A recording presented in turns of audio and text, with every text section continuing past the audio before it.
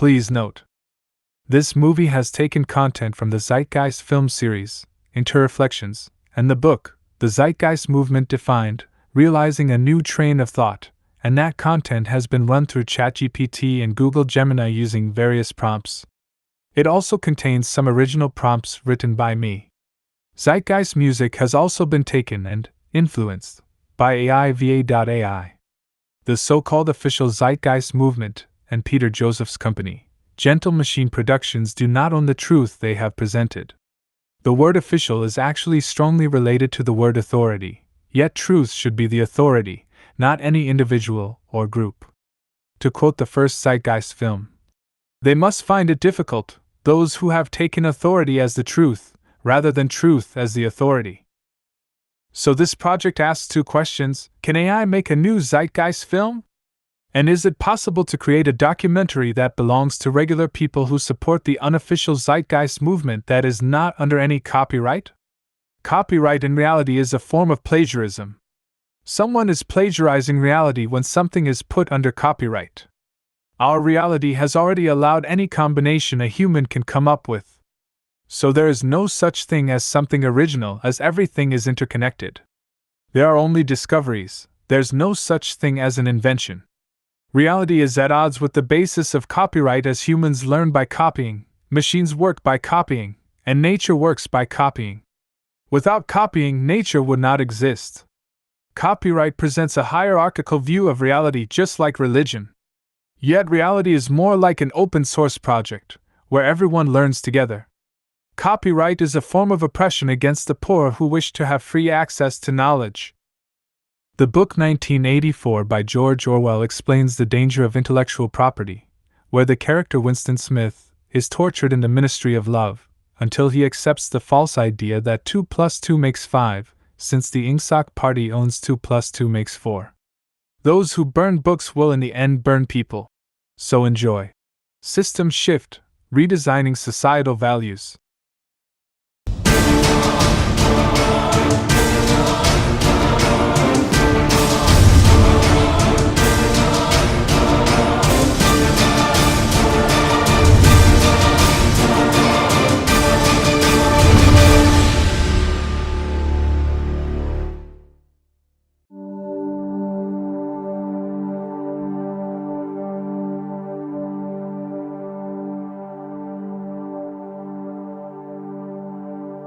In our current societal structure driven by trade and profit, there exists an unspoken addiction to monetary gain that disrupts the prospect of fair and equal exchanges. The prevailing global mindset seems steeped in an illusion, valuing superficiality over intellect, prioritizing competition and property ownership over sharing and communal harmony. Instead of embracing sustainable practices and preservation, we endorse wasteful consumption, favoring cost efficiency over technical efficiency. The prevailing energy sources are often unsustainable and polluting, disregarding cleaner, more abundant alternatives.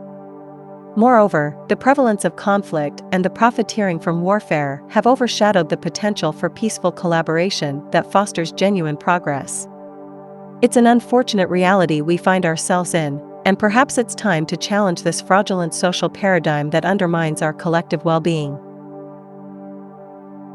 In the realm of contemporary psychology, a term often evoked is maladjusted, resonating with frequencies that underscore the pursuit of an idealized state of adjustment. This ubiquitous word, sought after for its promise of averting psychological complexities, propels the desire for a well-adjusted life, steering clear of neurotic and schizophrenic tendencies.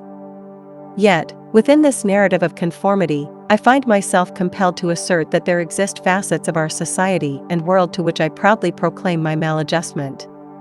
I invite all individuals of goodwill to share in this maladjustment, fostering an unyielding stance until the inherent injustices and deficiencies of our societies are rectified, urging for the realization of a greater good that transcends the confines of societal norms.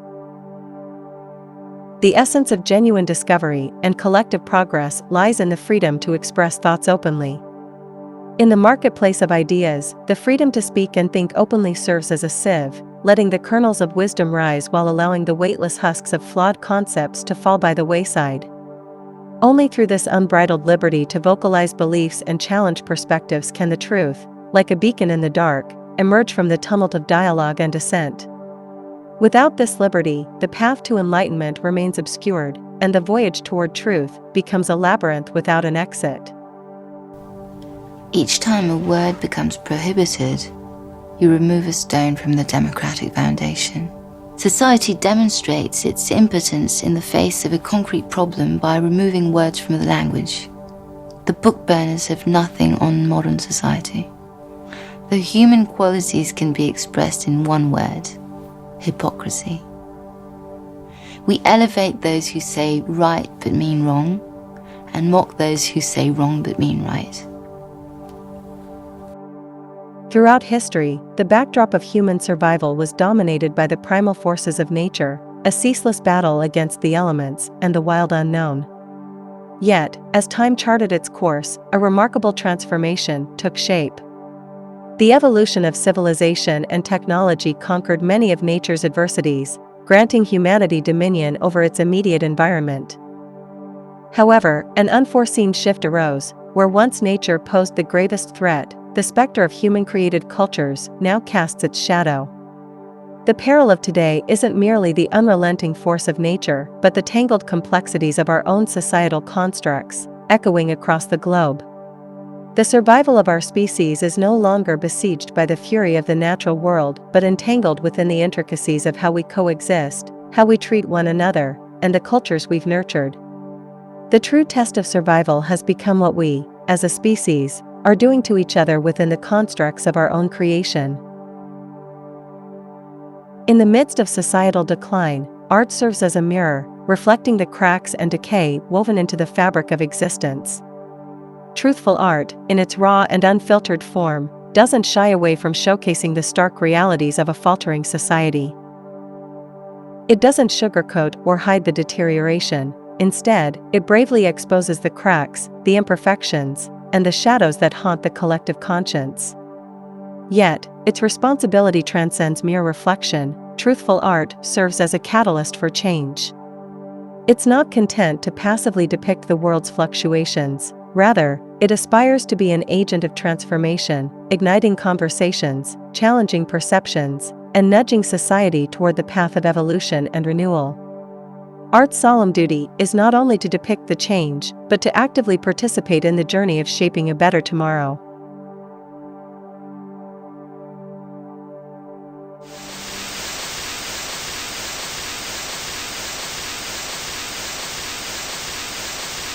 This company knew absolutely that they had a problem with the product. They knew that it was infected with AIDS. They dumped it because they wanted to turn this disaster into a profit.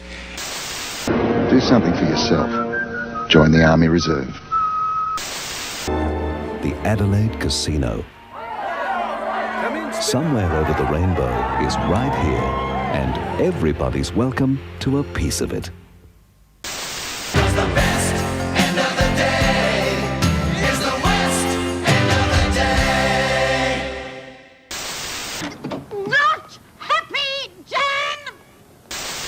Find yourself in church this Sunday.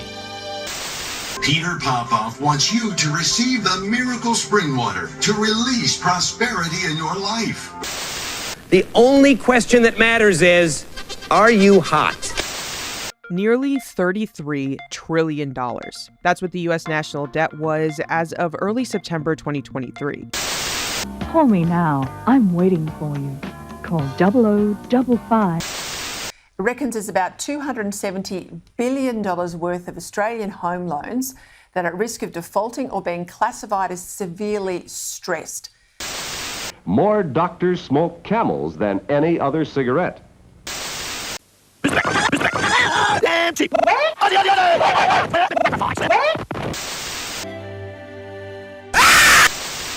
Ask the obliging Bank of America for a jar of soothing instant money, M-O-N-E-Y, in the form of a convenient personal loan.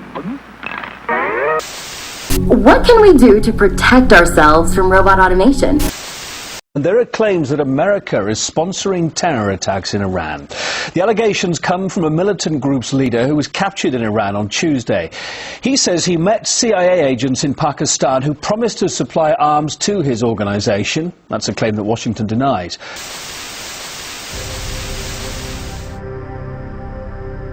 When thinking about society and mental health, there's a curious dynamic at play. It's often perceived as positive when individuals conform or adapt well to societal norms. However, from a different perspective, this conformity might not always align with genuine mental well-being. There seems to be an inherent conflict between fitting into a society's norms and what might be truly healthy for an individual's mental state. It's like a delicate balance where being well-adjusted to societal standards doesn't necessarily equate to being mentally healthy in a society that might not foster genuine well-being for its individuals. The human pursuit of acquisition, driven by the relentless desire for more possessions and material wealth, finds a poignant analogy in the game of Monopoly. The game encapsulates the essence of this pursuit, the unending quest for accumulation, the ruthless tactics employed to gain an upper hand, and the eventual realization that all these acquisitions are ephemeral, destined to return to the box. When you accumulate properties and wealth in the game Monopoly, there is a profound lesson that transcends the confines of a mere board game. Ultimately, everything acquired in the game, no matter how much one amasses, returns to a metaphorical box. There is a futility of an existence solely defined by the acquisition of material possessions. The game, a microcosm of human existence, reflects the societal drive toward accumulation, often leading to a cycle of deception, inequality, and monopoly. In this pursuit, individuals are ensnared in a never-ending quest for more wealth, more properties, and more acquisitions, yet these acquisitions fail to fulfill genuine human needs. The accumulation of material possessions becomes a myopic measure of success, and the societal narrative of wealth acquisition overshadows deeper human connections and true fulfillment. The ruthless immersion into the game Monopoly, mirroring the societal conditioning to relentlessly pursue wealth, unveils a stark reality. The allure of acquisition promises fulfillment, but as possessions accumulate, the ephemeral nature of materialism becomes apparent. The thrill dissipates, leaving an unsettling void that no amount of acquisitions can satiate. It prompts a crucial question, one that resonates beyond the game board: what truly matters? Beyond the ephemeral thrill of acquisition lies the quest for fulfillment rooted in genuine human connections, meaningful experiences, and a sense of purpose. The pursuit of wealth and possessions, while integral to survival, cannot be the sole measure of a fulfilling existence. Understanding that the acquisition game leads to a finite end prompts reflection on the deeper aspects that enrich the human experience: compassion, empathy, relationships, and contributions to the greater good. In essence, the pursuit of acquisitions may grant temporary satisfaction, but the enduring fulfillment lies in recognizing the transient nature of materialism and seeking meaning beyond the confines of possessions. It's in acknowledging what truly matters, our connections, our values, our contributions, that the pursuit of a fulfilling life finds its purpose.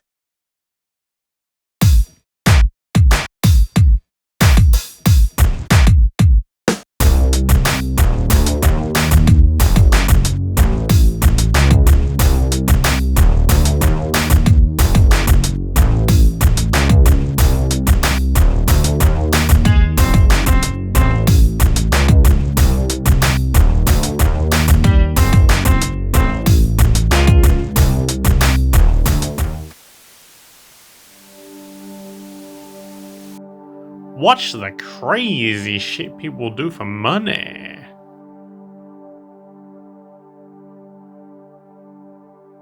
Money Talks. What's your price? Australia's #1 show is back.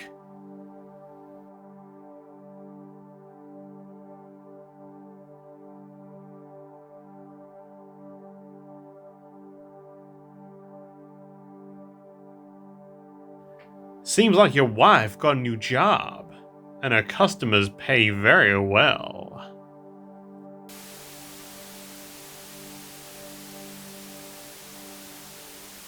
You work away your life, and what does it get you? Smiles and faces? No. You get cash. Cash that can't buy back what the job takes. Not if you rode every seahorse in the world. Dad, why do I have to go to school? So you can get a job. But why do I need a job? So you can earn money. Continue ahead. But why do I need money? To buy the stuff that TV makes us want. But why do I need to buy stuff? Because if you didn't buy stuff, everyone would be out of a job and no one would have any money. Wait, so I have to work for the rest of my life to pay for stuff that I don't want just so everyone else can suffer the same horrible fate as me? Exactly. You just live your life without thinking, don't you?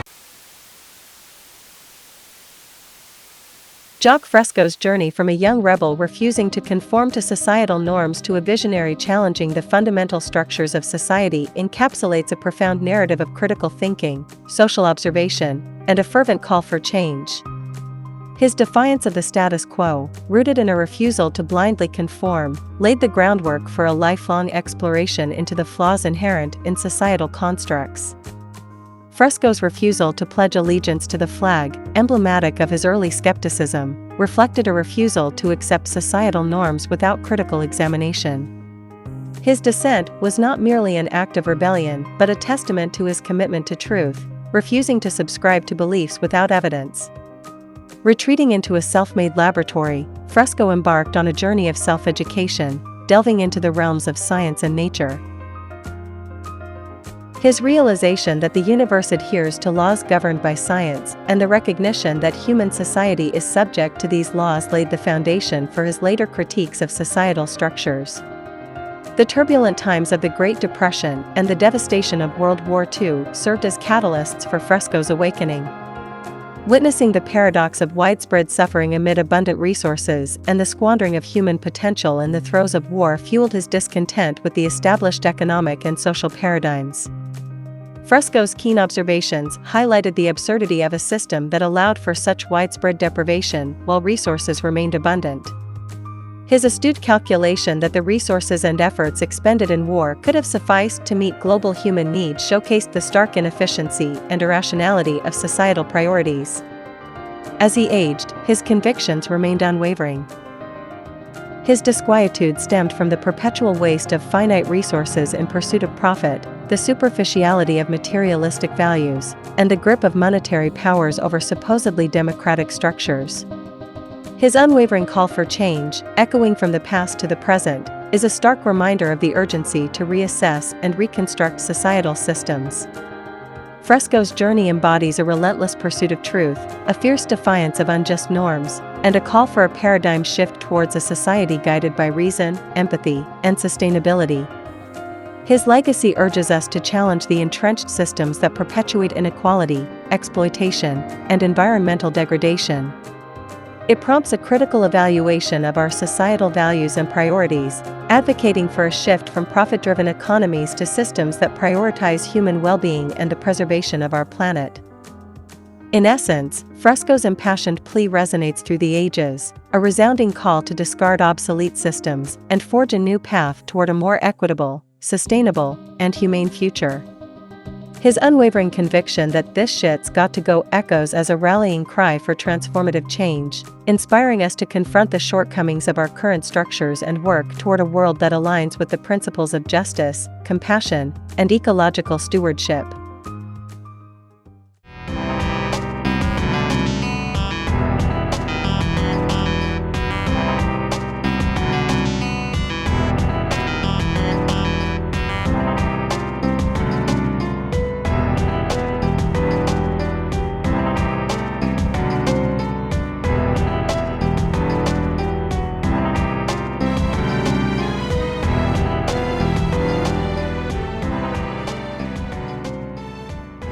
In the vast tapestry of history, pivotal transformations have often been catalyzed by the resolute determination of a dedicated few. The collective force of a small group of individuals, driven by unwavering commitment and thoughtful action, has proven to be a catalyst for monumental change. Throughout time, these passionate advocates have ignited revolutions, challenged norms, and reshaped the trajectory of societies. Their profound impact echoes the belief that authentic change arises not solely from sheer numbers, but from the unwavering dedication and purposeful endeavors of a committed few, standing as a testament to the potential of human determination and unity.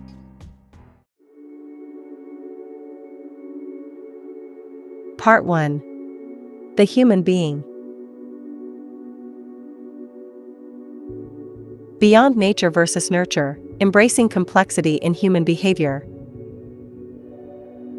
The age-old dichotomy between nature and nurture, deeply embedded in scientific discourse, oversimplifies the intricate influences shaping human existence. This stark contrast between genetics as the deterministic root of all causality and the perspective of humans as solely social organisms devoid of biological influence perpetuates a false dichotomy.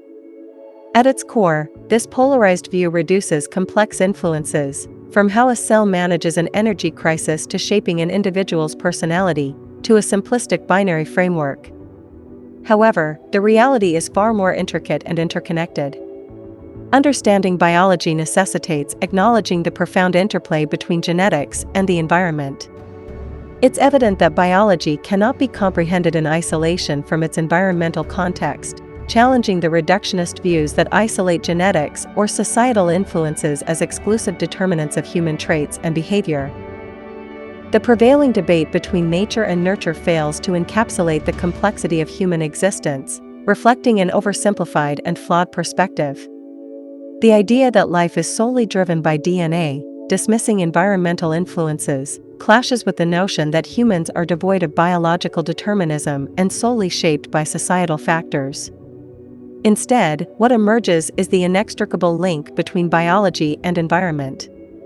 This interconnectedness underscores the impossibility of isolating biology from its environmental context.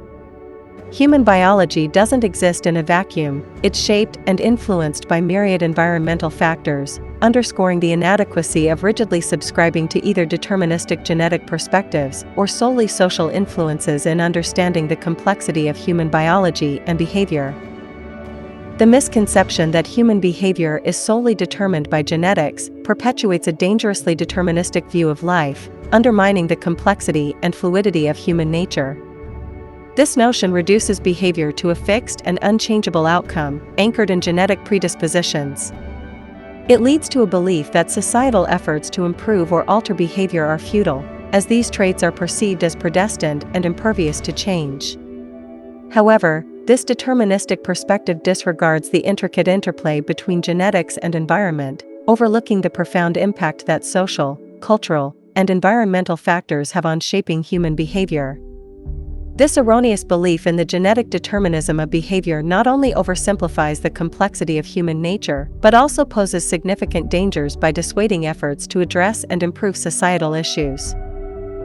It fosters a fatalistic mindset that undermines the potential for societal progress and change, dismissing the influence and adaptability of individuals within their social and environmental contexts.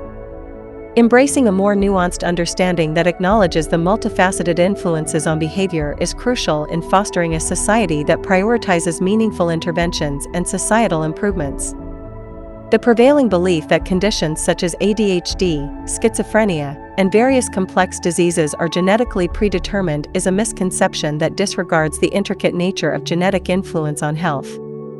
Contrary to common perception, most diseases are not genetically determined but rather influenced by a complex interplay of genetic predispositions and environmental factors. While certain conditions may have a genetic component that increases susceptibility, this predisposition doesn't equate to an inevitable outcome. Diseases like heart conditions, cancers, autoimmune disorders, and mental health issues showcase this complexity, where genetic predispositions exist but do not serve as absolute determinants of illness. For instance, in breast cancer, only a small fraction of women diagnosed carry the specific breast cancer genes, illustrating that the majority of cases do not have a direct genetic cause. The search for genetic origins of diseases overlooks the nuanced nature of health conditions, leading to misconceptions about genetic determinism. Diseases that are commonly attributed to genetic programming often exhibit multifaceted causative factors beyond genetics. This misconception undermines the crucial role played by environmental influences, lifestyle choices, and other external factors in the development of various health conditions. Understanding that genetics merely contribute to a predisposition rather than solely dictate disease occurrence is pivotal in shaping approaches to healthcare and highlighting the significance of holistic interventions that consider both genetic susceptibility and environmental influences.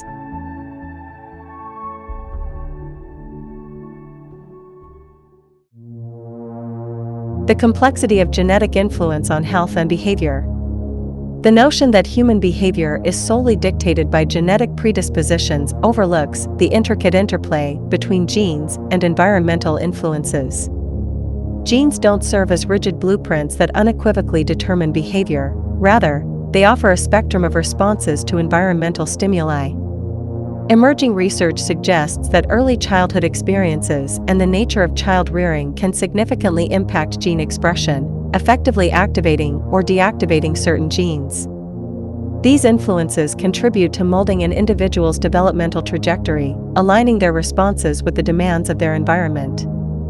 In essence, genes don't predestine behavior, but rather offer varying responses to the environment, showcasing the plasticity and adaptability of human nature in response to external factors. The dynamic relationship between genes and the environment challenges the simplistic view that genes solely dictate behavior. Instead, genes provide individuals with different avenues for navigating and responding to their surroundings. Environmental cues and experiences can influence the expression of genes, effectively modifying an individual's developmental path. This realization underscores the complex interplay between genetic predispositions and environmental factors, emphasizing the adaptability and responsiveness of human behavior to the demands of the world in which individuals find themselves. Ultimately, this understanding highlights the multifaceted nature of human behavior, debunking the notion that behavior is rigidly predetermined by genetics and underscoring the role of environment in shaping human responses and actions.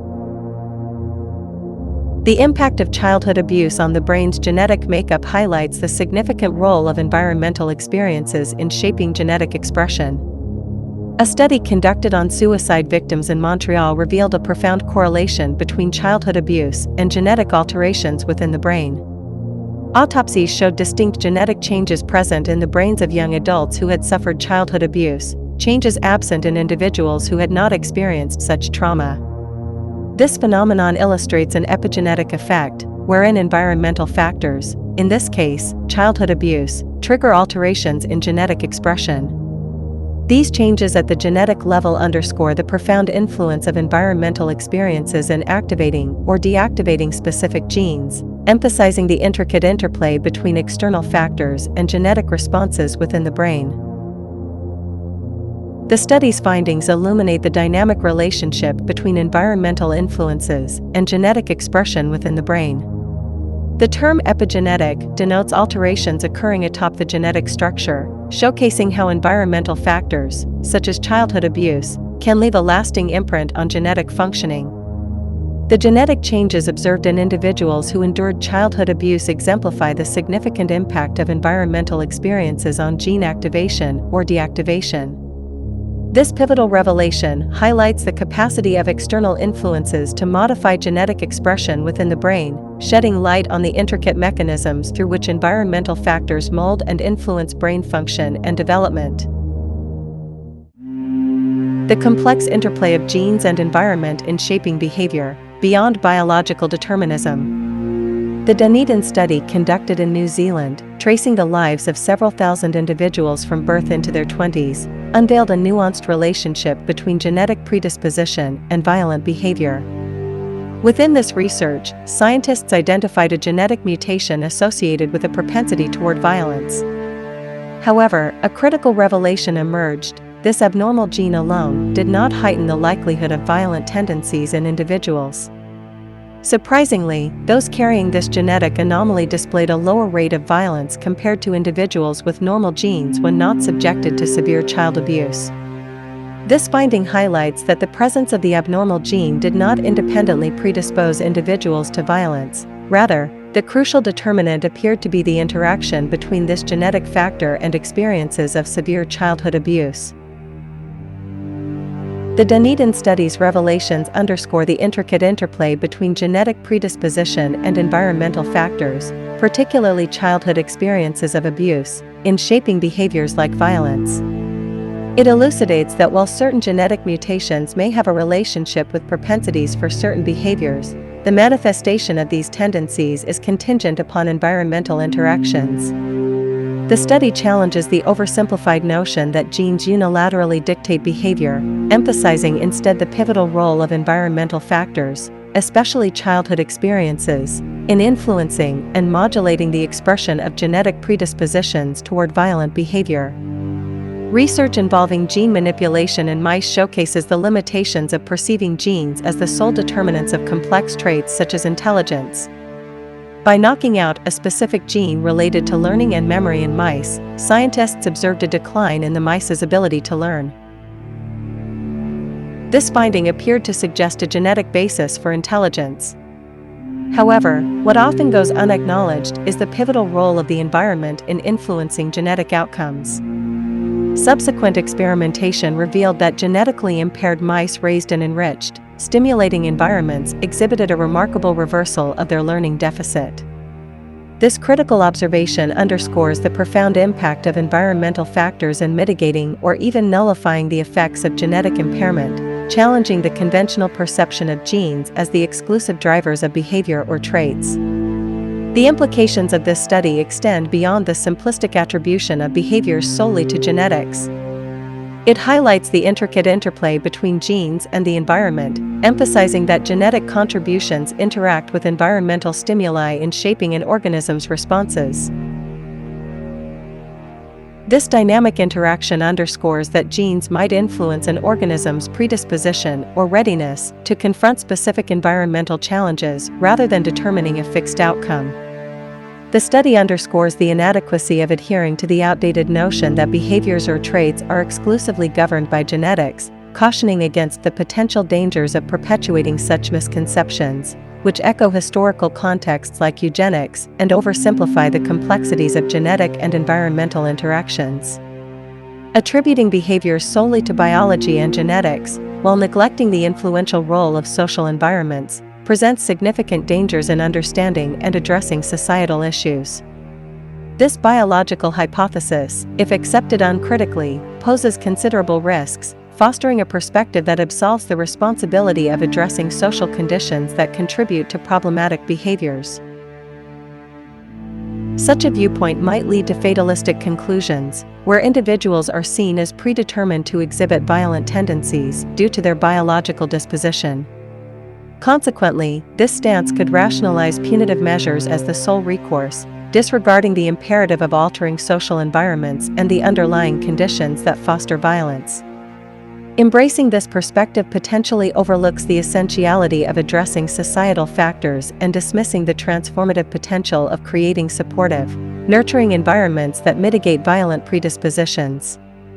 Relying solely on biological explanations for behaviors, while disregarding the influence of social contexts, can have detrimental consequences in shaping societal responses to problematic behaviors.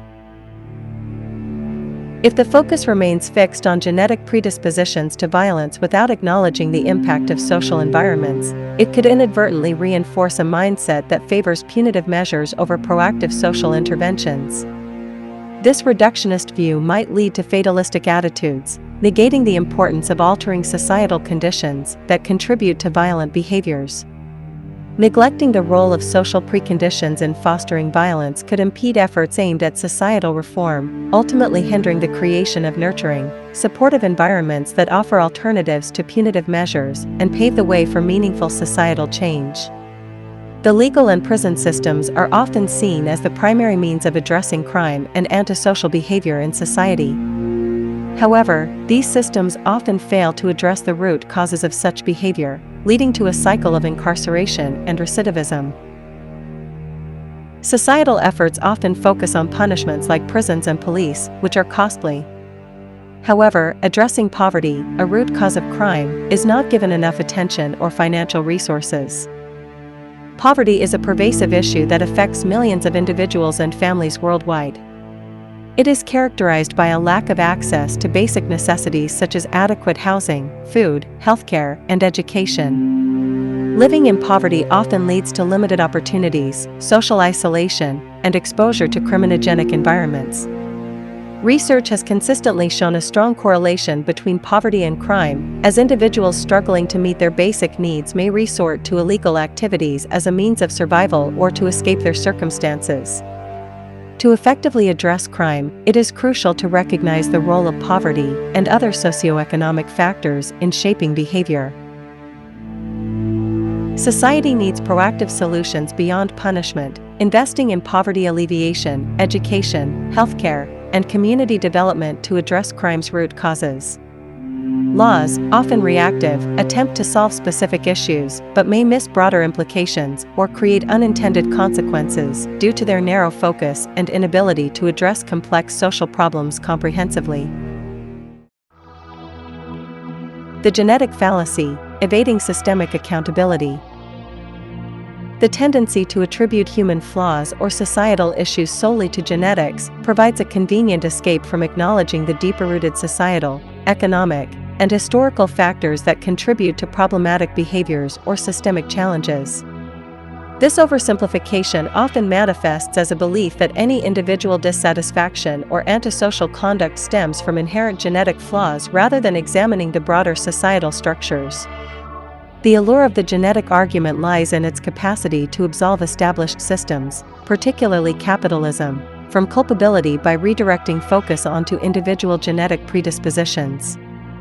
This redirection allows the prevailing social, economic, and political systems to persist unchallenged, fostering an environment where systemic flaws evade scrutiny under the guise of inherent individual deficiencies.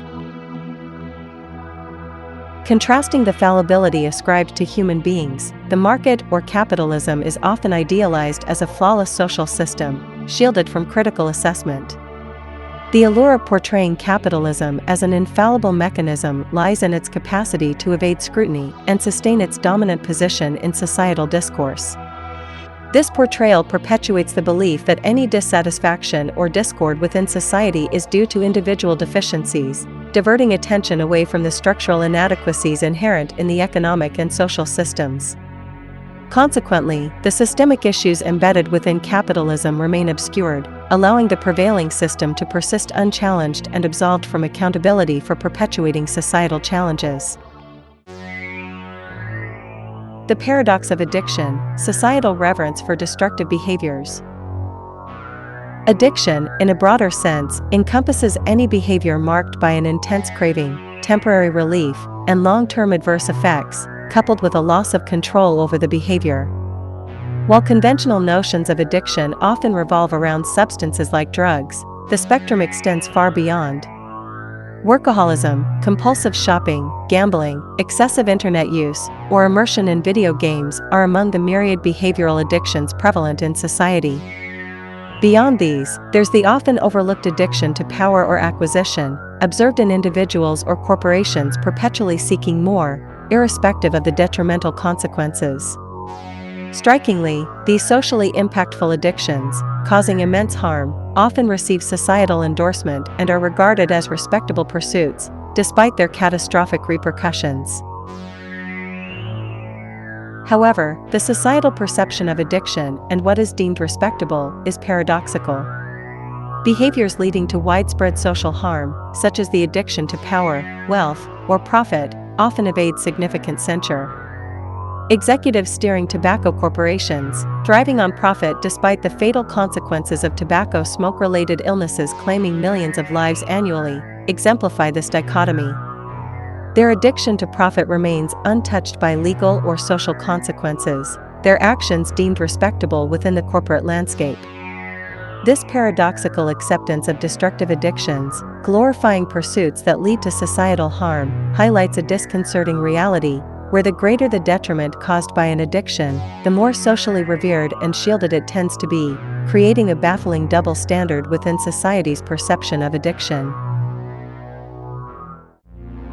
Unveiling the multifaceted nature of addiction, beyond inherent qualities and towards understanding susceptibility.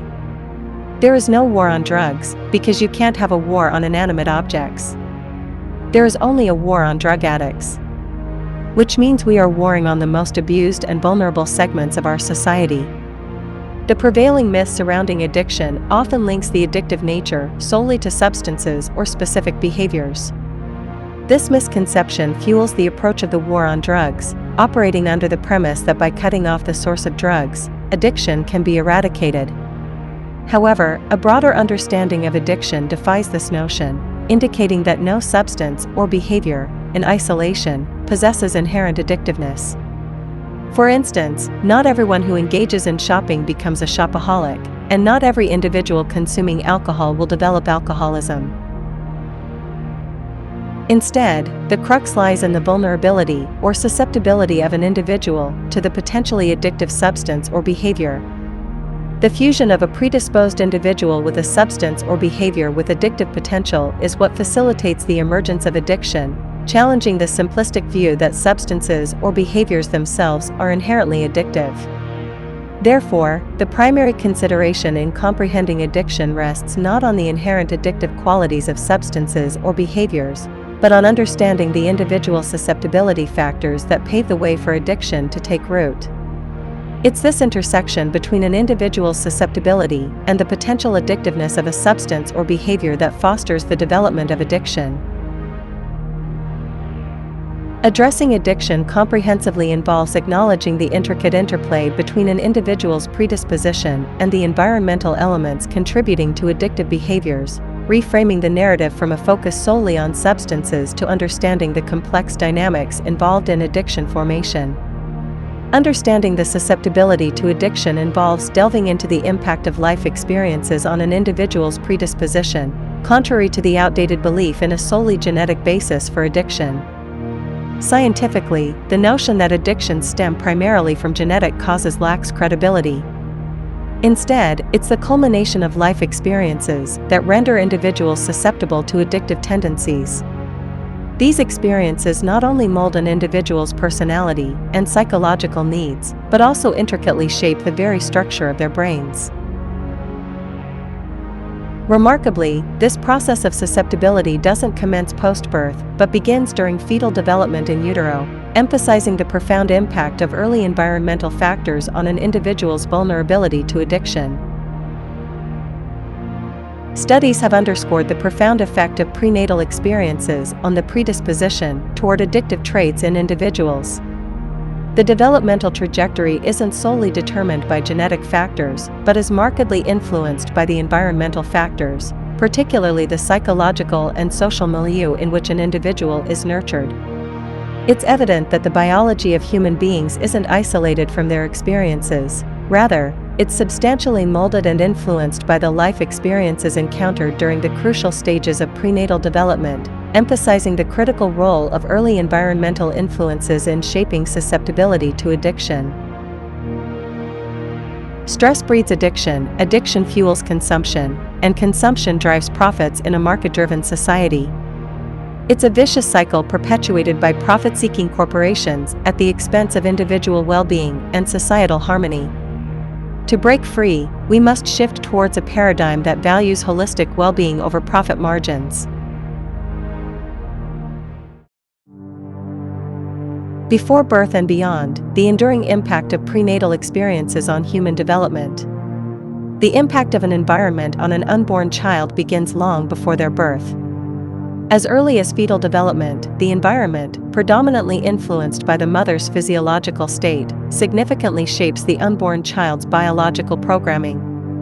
The conditions experienced during pregnancy, including hormonal levels and nutrient availability in the maternal circulation, play a pivotal role in influencing the fetus's developmental trajectory.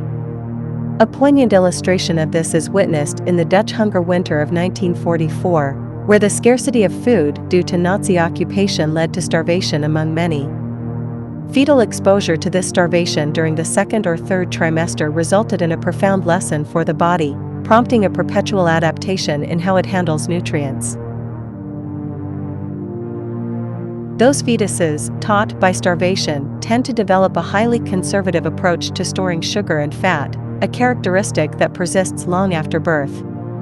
Decades later, individuals who experienced these conditions in utero are more prone to health issues such as high blood pressure, obesity, or metabolic syndrome, highlighting how the environment in utero can significantly impact an individual's health trajectory in unexpected ways.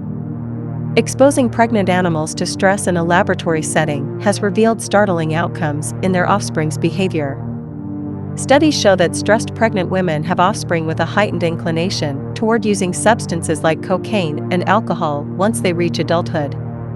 This stress isn't confined to laboratory scenarios. Human mothers who undergo stress during pregnancy also have discernible effects on their children. For instance, in a British study, women who experienced abuse during pregnancy exhibited elevated levels of cortisol, a stress hormone, in their placenta during birth. Consequently, their children displayed a greater vulnerability to conditions predisposing them to addictions by the age of 7 or 8, highlighting how prenatal stress lays the foundation for various mental health issues. Further research conducted in Israel focused on children born to mothers pregnant before the onset of the 1967 war unveiled alarming findings. These expecting mothers endured significant stress during pregnancy, which manifested in their offspring having a higher occurrence of schizophrenia compared to the average cohort. These profound outcomes emphasize the substantial impact of prenatal experiences on the development of an individual, underscoring the lasting influence of stress during the gestational period. Human brain development sets us apart significantly from many other species, particularly in terms of the timing and process of development. Unlike animals like horses that are capable of running soon after birth, humans are remarkably underdeveloped at the start of life. The reason behind this disparity lies in the evolutionary demands on our physiology.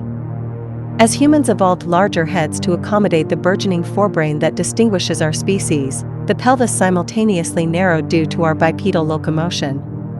Consequently, human infants are born prematurely, necessitating post-birth brain development, which happens to a large extent under the influence of the environment.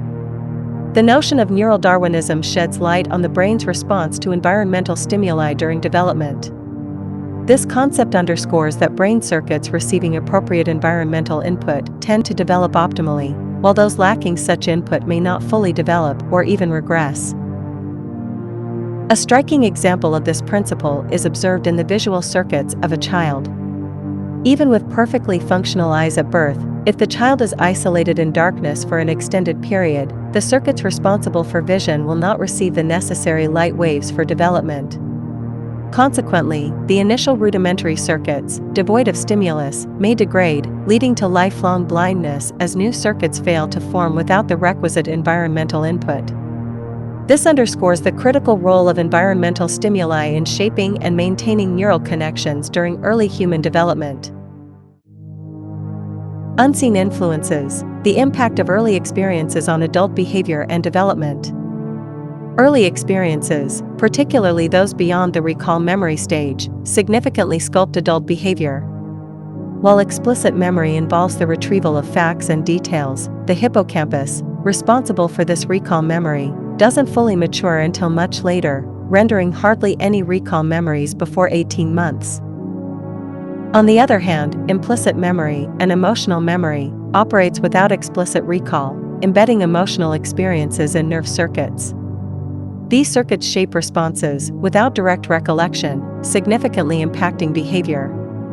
For instance, individuals who are adopted often carry a lifelong sense of rejection. Though they cannot recall the adoption or separation from their birth mother due to underdeveloped hippocampal structures during infancy, the emotional memory of separation and rejection persists. Consequently, they are more prone to feeling rejected and emotionally distressed when faced with perceived rejection by others. This sense of rejection isn't exclusive to adoptees, but its potency is heightened due to the strong impact of implicit memory. Likewise, many hardcore addicts have faced significant childhood abuse or emotional loss. Their implicit memories paint a world as unsafe and untrustworthy, shaping their responses to intimacy, trust, and relationships. This perception influences their reluctance to engage in intimate connections, distrust of caregivers and professionals, and an overarching belief in an unsafe world, an outcome tightly tied to the impact of implicit memory, sometimes stemming from unrecalled incidents. Essential touch: the impact of human contact on infant development. human touch plays a fundamental role in the development of infants. Studies have revealed that premature babies benefit significantly from even just 10 minutes of being touched and stroked on their backs each day, aiding in their brain development. Touch is an essential need for infants, so much so that the absence of physical contact can have severe consequences.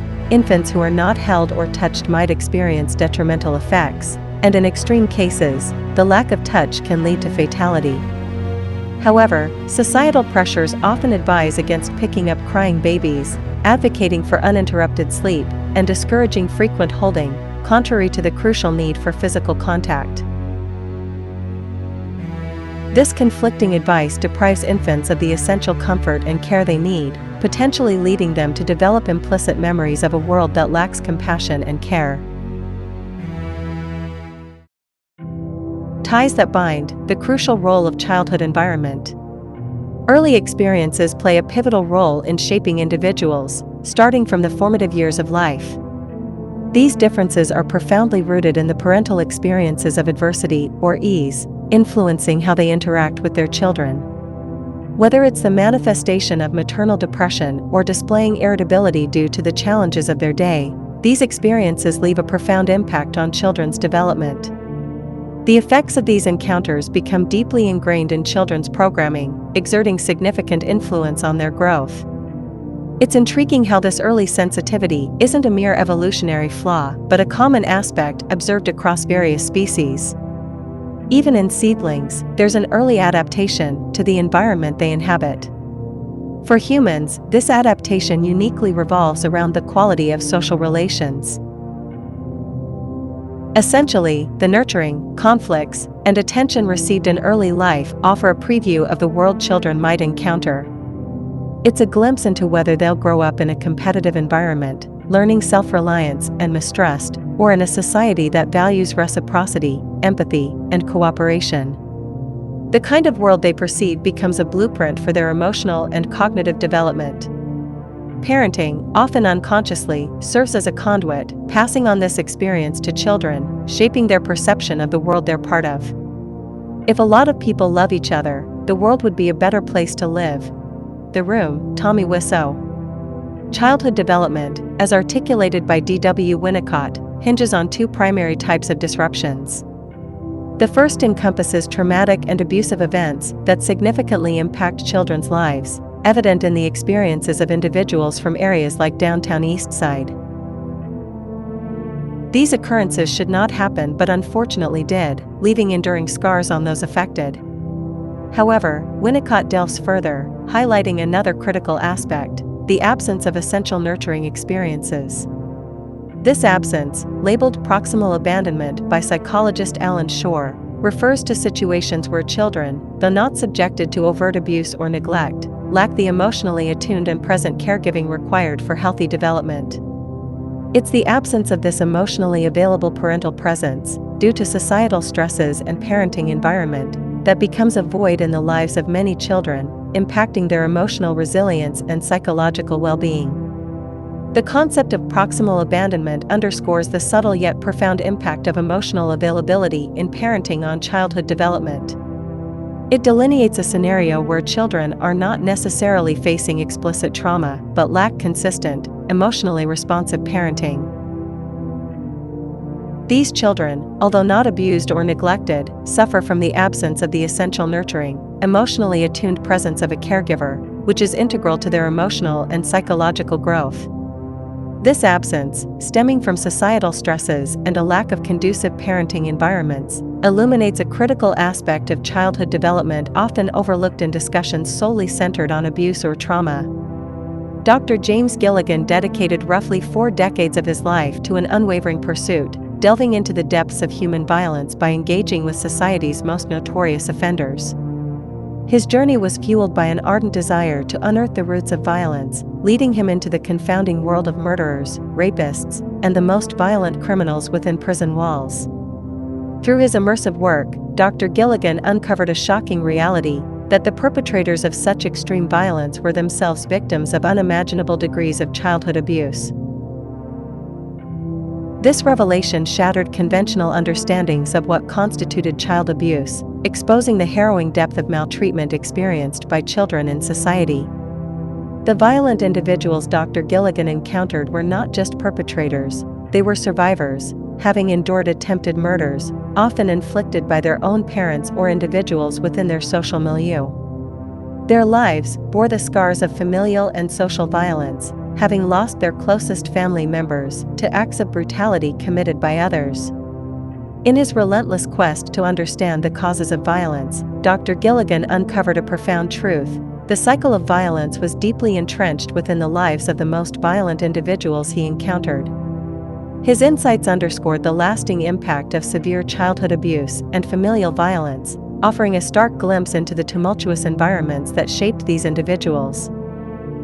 Through his work, Dr. Gilligan shed light on the urgent need for societal intervention, recognizing the critical role of early intervention and support in breaking the cycle of violence and abuse that perpetuated within families and communities. His dedication to comprehending the underlying causes of extreme violence brought to the forefront the imperative of addressing societal and familial dynamics to prevent the perpetuation of such distressing cycles. The Buddha's philosophical perspective emphasized the interconnectedness of everything within the universe, encapsulating the concept that each entity contains elements of the whole and is inextricably linked to its environment.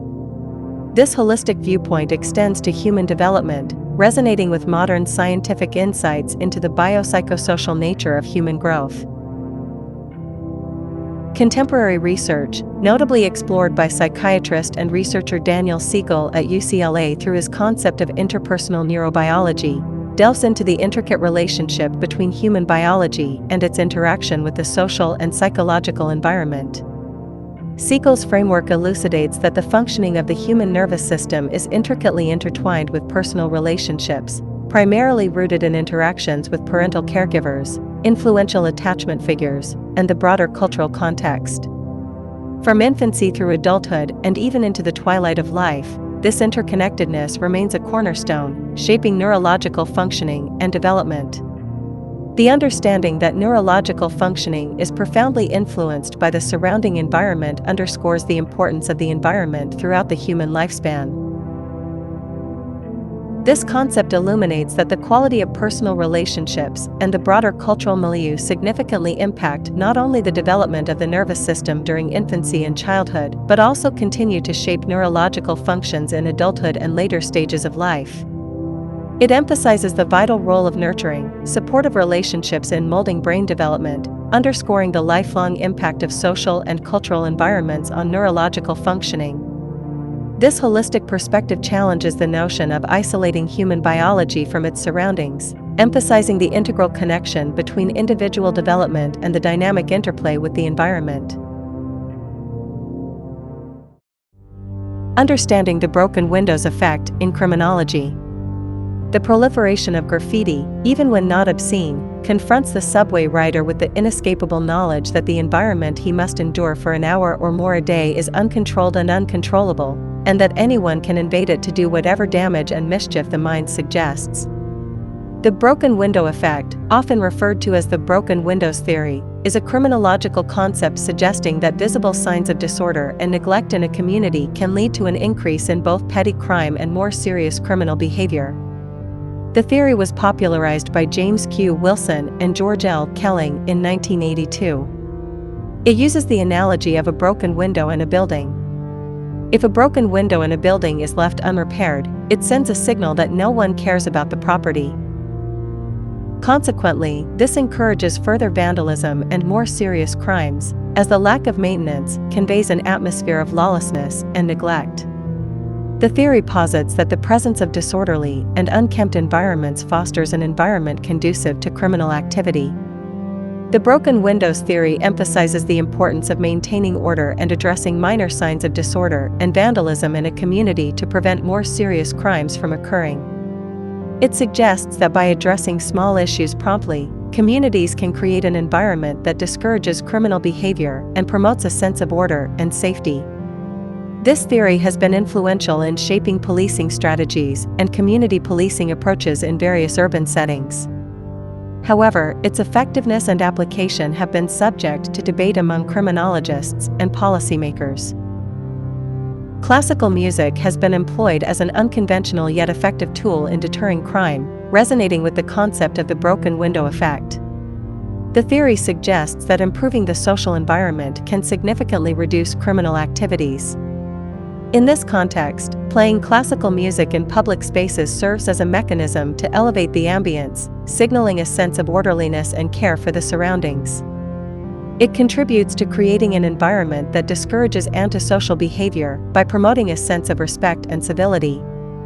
The presence of classical music not only enriches the atmosphere but also fosters a more positive social environment, potentially deterring potential criminal activities by invoking a sense of community pride and responsibility for shared spaces. Shifting landscapes, tracing humanity's journey from egalitarianism to conflict. Throughout history, human societies have traversed diverse landscapes, experiencing an array of societal structures. Egalitarianism found its roots in early human societies, particularly among hunter-gatherer communities that thrived on principles of food sharing and reciprocal exchanges. These small, tightly knit groups predominantly survived through foraging, with limited hunting, fostering environments where individuals were deeply connected through kinship ties, often spanning extended families or known acquaintances. Material culture was relatively sparse, and social fluidity between groups was common, characterized by a world where interpersonal relationships and community bonds held paramount significance.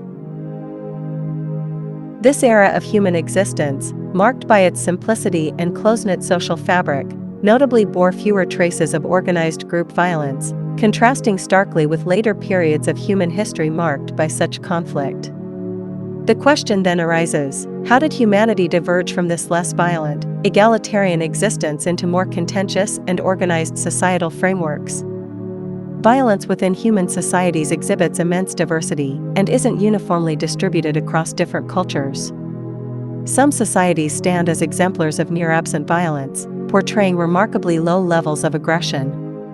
Certain Anabaptist religious groups, such as the Amish, Mennonites, and Hutterites, adhere strictly to pacifism. Remarkably, among the Hutterites, there's a complete absence of recorded homicide cases, reflecting the profound commitment to nonviolence within these communities.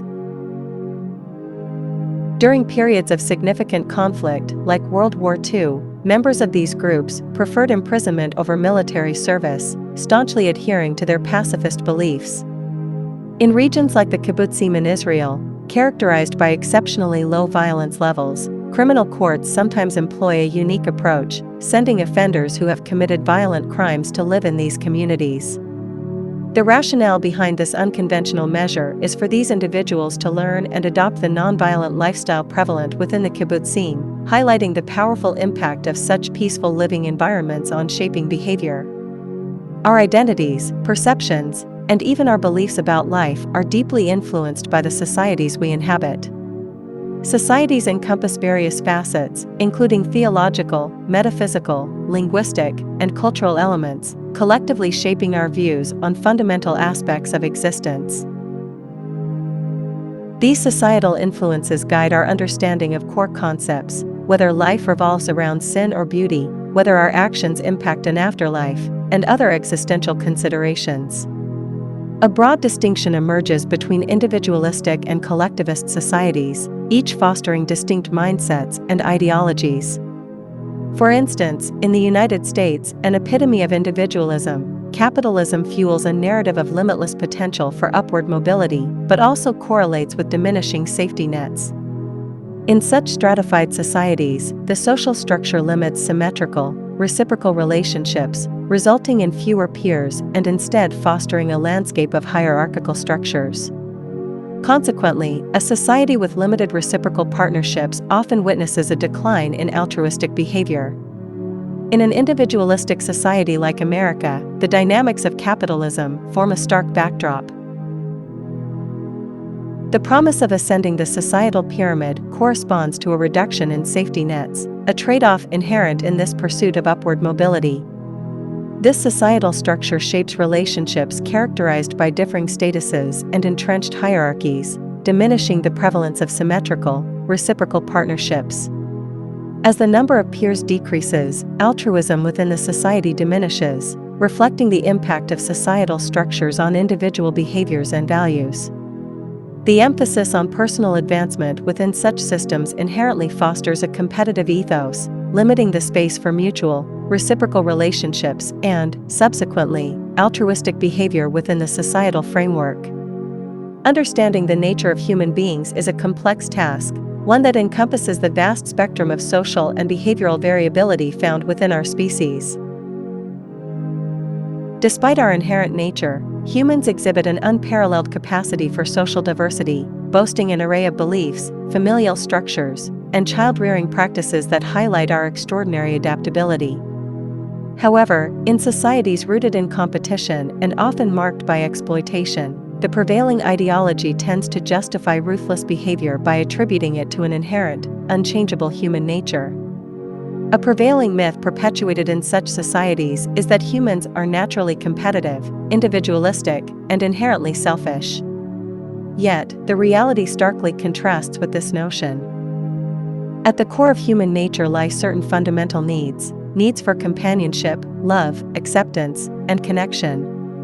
When these needs are fulfilled, individuals tend to develop traits marked by compassion, cooperation, and empathy for others. To truly understand human nature, one must acknowledge the existence of these fundamental human needs that profoundly shape our traits and behaviors. The concrete expression of human nature emerges from the fulfillment or deprivation of these needs. The innate requirement for connection and acceptance leads to the development of compassionate and cooperative traits when these needs are met. Conversely, when individuals face a deficit in having their fundamental needs fulfilled, a distortion of human nature emerges, manifesting as traits contrary to their intrinsic potential. This disparity between innate needs and the actualized traits observed in society underscores the profound impact of unmet human needs in shaping behaviors and societal dynamics. Understanding the human organism's adaptability to diverse conditions and its inherent need for positive environmental stimuli while guarding against detrimental influences highlights a crucial societal responsibility. Just as the body relies on essential nutrients, the human brain requires constructive inputs for development, and the absence of such conditions may lead to physical and mental illnesses, as well as detrimental behaviors. This introspective examination prompts us to question whether our current socioeconomic system truly supports human health and social progress or hinders the fundamental evolutionary requisites for individual and communal well-being. Scrutinizing the contemporary societal landscape reveals a need to assess its alignment with the essential requirements for human health and societal advancement, raising concerns about whether our societal framework adequately fosters environments conducive to meeting these critical human needs. Intermission. The prevailing trading system often promotes an idealistic view of fairness and equality in transactions, but this notion is sharply refuted. Instead, trading, at its core, operates under the guise of equality while covertly fostering deception to secure a better outcome for one party. This system perpetuates a cycle of hidden coercion, effectively enforcing a monopolistic environment that inherently undermines public health for both affluent and marginalized segments of society. In this realm, politics merely emerges as a facade layered atop the trading structure, rendering the notion of influencing change through economic participation futile in the larger scheme. The semblance of fairness and equality in trading is a veil concealing a subtle conspiracy, sowing seeds of disparity and inequality rather than fostering genuine equity. The pervasive issues within our societal fabric are not a product of inherent human nature, but rather stem from widespread ignorance and unwavering blind adherence to established norms. While trading ostensibly upholds principles of exchange, it subtly embodies qualities reminiscent of organized crime. The mechanics of trade, inherently embedded with deceptive elements, perpetuate a system that thrives on clandestine agendas and perpetuates societal challenges. Acknowledging this fundamental distortion within the trading paradigm is pivotal in addressing the root causes of social disparities and fostering a more equitable and just societal structure.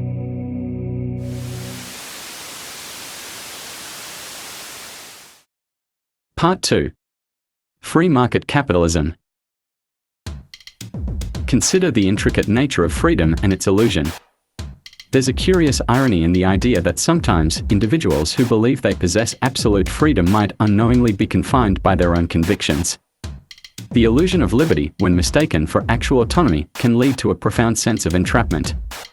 It's a reminder of the complexity inherent in understanding true freedom, suggesting that perceived independence might conceal underlying limitations or constraints. This concept hints at the deeper layers within the human psyche, where the perception of freedom might differ vastly from the actual reality of it. It's all about money, not freedom.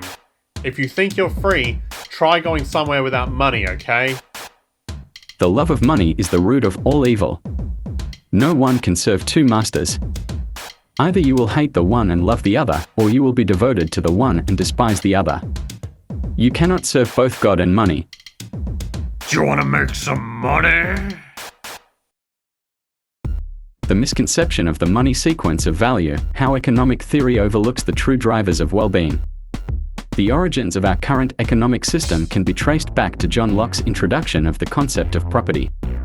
Locke's theory of property included three conditions: that there must be enough left over for others, that it must not be allowed to spoil, and that it must be mixed with one's labor.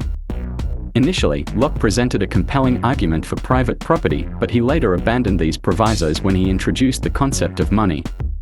This led to a significant shift, as money became a means to acquire property, regardless of whether it was earned through labor or not.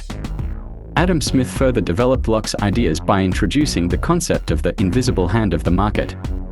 According to Smith, the market would naturally regulate itself to achieve equilibrium between supply and demand. This notion essentially deified the market, as it was now seen as an autonomous entity that would ensure the efficient allocation of resources. Smith also believed that the poor would be limited by the scarcity of subsistence and that nature would deal with this by eliminating their children. This callous view of the poor highlighted his blindness to the immense suffering caused by poverty and inequality. The ideas of Locke and Smith have had a profound impact on modern economics and society. Their theories have contributed to the rise of capitalism and the belief in the self-regulating nature of the free market. However, the flaws in their theories, such as the lack of consideration for social justice and the environment, have led to many of the problems we face today, including inequality, poverty, and ecological destruction.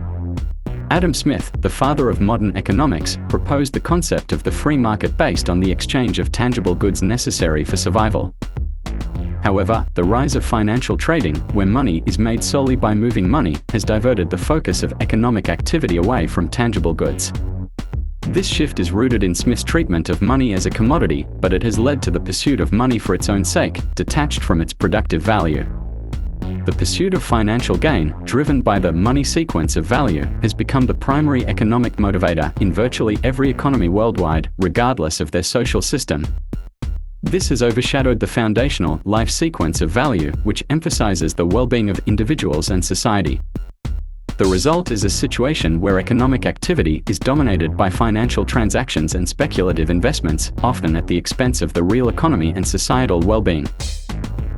The decoupling of the money sequence of value from the foundational life sequence of value has led to a profit-oriented mindset that disregards social and environmental responsibility. This has contributed to a system where economic success is measured solely in terms of financial gain, often at the expense of sustainable development and the well-being of future generations. Realigning the focus back to the life interest is crucial for creating an economic system that prioritizes societal needs and fosters true progress. God doesn't make the world this way. We do. Economic doctrine has been muddled by a fundamental misunderstanding, the belief that the money sequence of value directly leads to the life sequence of value. This misconception arises from the notion that increased sales, rising gross domestic product, and other economic indicators automatically translate into enhanced well-being, leading to the assumption that GDP can serve as a reliable barometer of societal health. This confusion stems from the conflation of the money sequence of value, which encompasses monetary transactions and revenues from goods sold, with the life sequence of value, which represents the processes that sustain and enhance life. By conflating these two distinct sequences, economic theory has built in a fundamental flaw that becomes increasingly perilous as the money sequence of value becomes detached from actual value creation. Economics is not a science. This systemic disorder has dire consequences. As the money sequence of value diverges from the production of tangible value, it transforms into a self-perpetuating cycle of financial transactions that no longer reflect genuine economic activity. This decoupling leads to a situation where economic growth and financial gains are achieved without a corresponding increase in well-being or sustainability. In essence, the current economic system suffers from a structural flaw that renders it both unsustainable and detrimental to societal well-being. This systemic disorder poses a significant threat and demands urgent attention and fundamental restructuring. The insanity of our economic system, prioritizing profit over well-being, sustainability, and justice. In today's society, we often rely on economic indicators like GDP, CPI, and stock market value to measure our progress. However, these measures do not accurately reflect the well-being, happiness, trust, or social stability of a society. They only measure the flow of money and do not provide any insight into the quality of people's lives. Take GDP, for instance. Often touted as a measure of national prosperity, it simply reflects the total value of goods and services produced. Yet GDP does not differentiate between goods and services that contribute to our well-being and those that do not. For example, the GDP would increase if we spent more money on healthcare, even if it meant that people were getting sicker. This is because healthcare spending is counted as a positive contribution to the economy, regardless of whether it actually makes people healthier or not. GDP, CPI, and other economic indicators are important tools for measuring certain aspects of a country's economy. However, they do not provide a complete picture of our progress. To truly understand the well-being of our society, we need to look at a wider range of indicators, including measures of health, happiness, trust, and social stability. You have to create problems to create profit. The current economic system prioritizes profit generation over societal well-being. Saving lives, maintaining ecological balance, promoting justice and peace offer little financial gain within this paradigm. The saying "pass a law and create a business" epitomizes this mindset, as laws often lead to business opportunities, such as the proliferation of lawyers. Similar to how crime creates business, destruction in Haiti has resulted in lucrative opportunities. The United States incarceration rate reflects this profit-driven approach, with approximately 2 million people imprisoned. Private corporations, such as Corrections Corporation of America and Wackenhut, operate many of these prisons and profit from incarcerating individuals. Their stock prices rise based on the number of inmates, highlighting the perverse incentives of the system.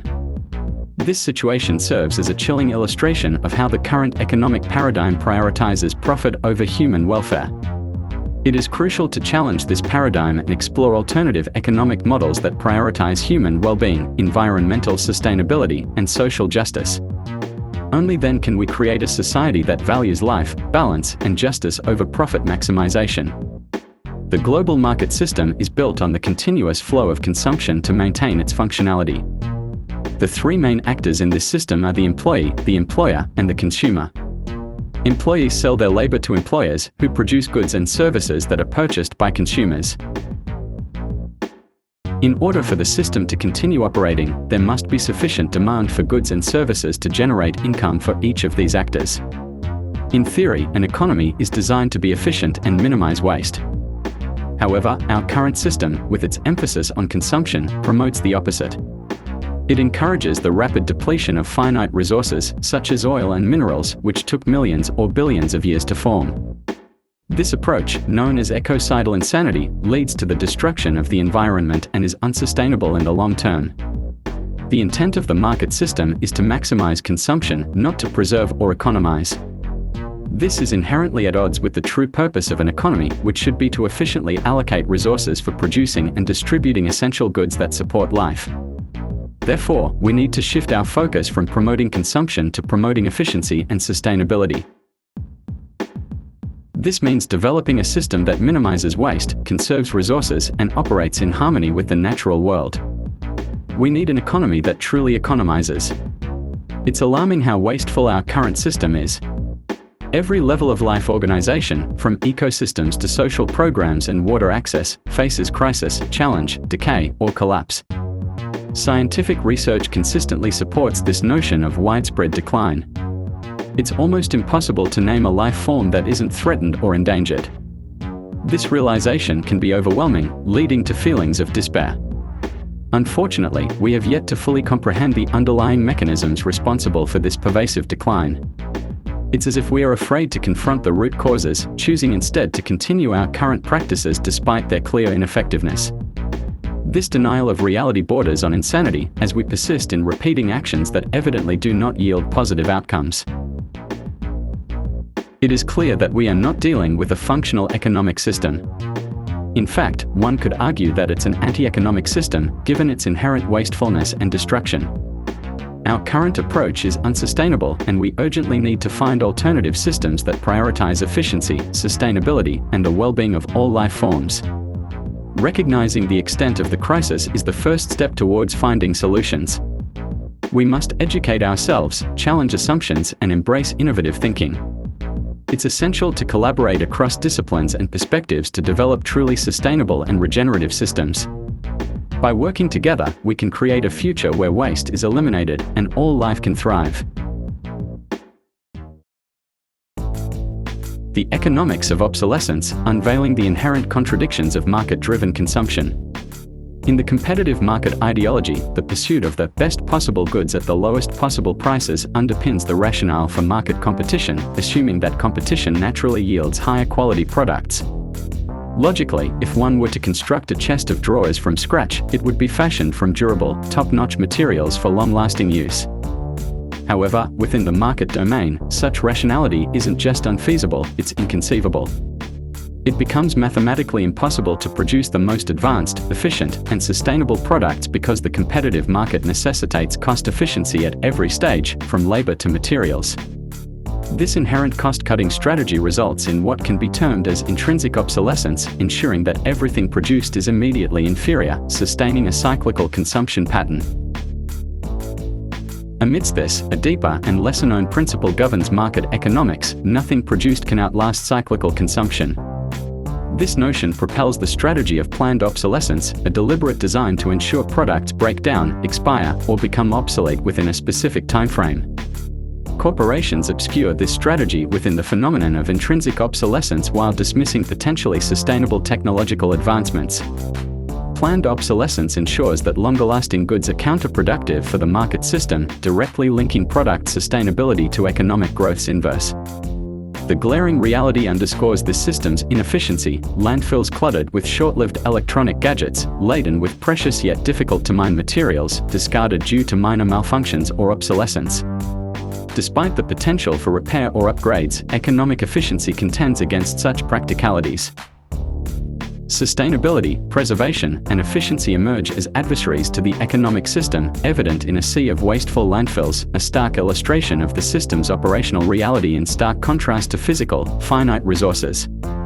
The implications extend beyond material goods into the service industry, where there's no monetary incentive to resolve existing issues. The medical field, for instance, doesn't financially benefit from curing diseases like cancer, which would reduce jobs and revenues.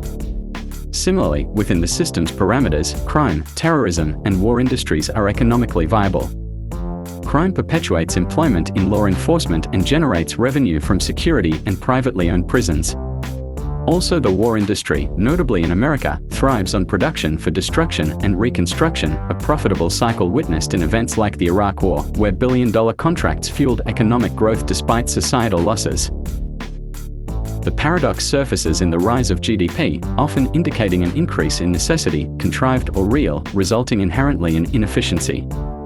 Increased necessity directly correlates to increased inefficiency, perpetuating a system where economic sustenance thrives on environmentally detrimental attributes, fostering a stark contradiction between economic sustainability and social good.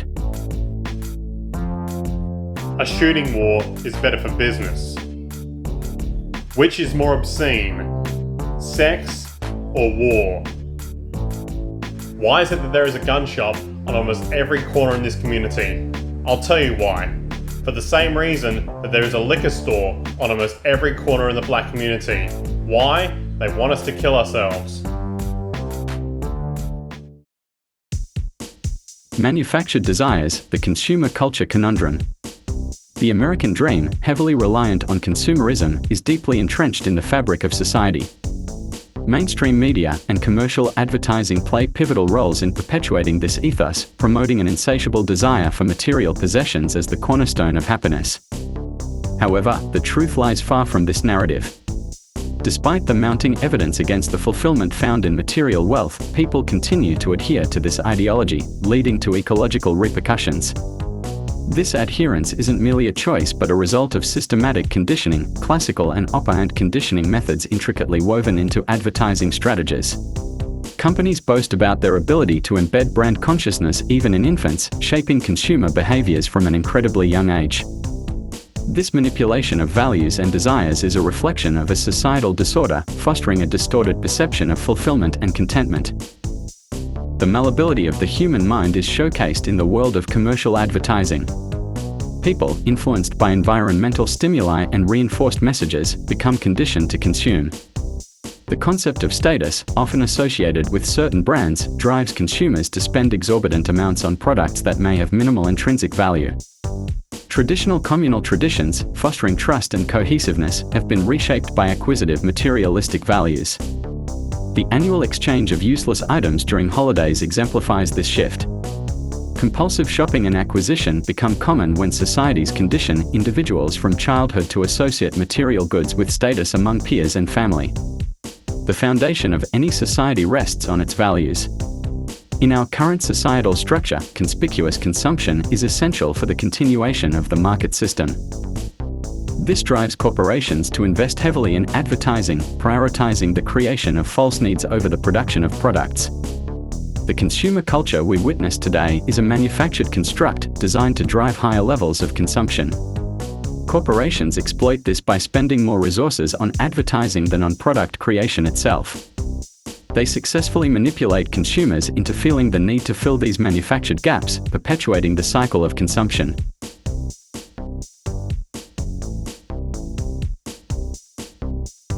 When you're born into this world, you're given a ticket to the freak show. And if you're born in America, you get a front row seat.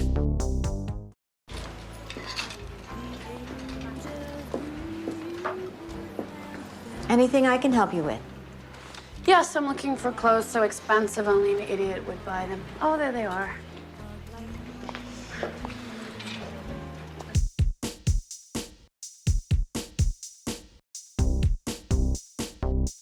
If we understand the mechanism and motives of the group mind, it is now possible to control and regiment the masses according to our will without them knowing it. Deception and devotion, unmasking the scam of religion. In today's market-driven society, the relentless pursuit of profit and efficiency creates an environment ripe for scams to proliferate. With its focus on maximizing gains and minimizing costs, the market system inadvertently fosters a culture where individuals are drawn to the promise of quick riches.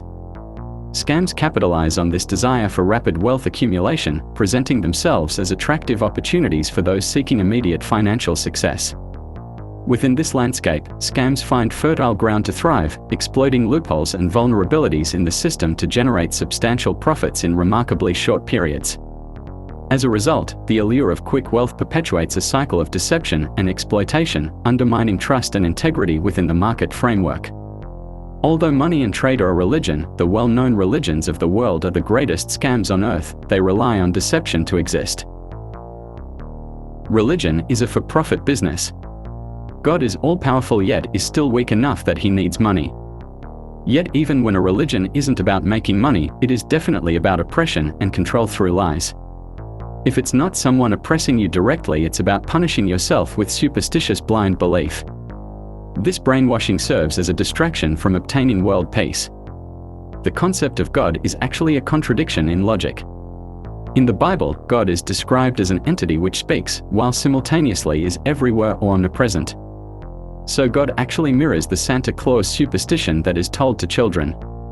Religion embraces repulsiveness and also has a focus on death worship with a focus on what happens after you die, and afterlife being more important than your life, because again, religion is mind control. Hence religion is fear-based, not love-based like true science is.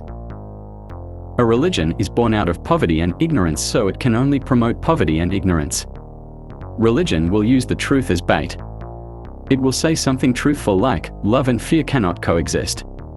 Yet you have to wonder what kind of love they are talking about when religious people kill people who either don't conform or kill people because of a superstitious reason. In India, they believe ingesting cow dung and cow urine has medical benefits. There is no scientific evidence to support this claim. So religion is deceptive, insane shit. A religious person will do mental gymnastics and say things like, just because someone like Peter Popoff is proven to be a scam, this doesn't prove God doesn't exist. Scam artists like Peter Popoff will be punished in hell. Well, it actually does prove God doesn't exist. Such a statement shows a misconception about reality. The scientific reality is that fire needs a fuel to burn.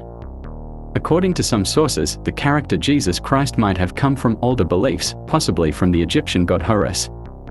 The Christian religion is a parody on the worship of the sun, in which they put a man called Christ in the place of the sun and pay him the adoration originally paid to the sun.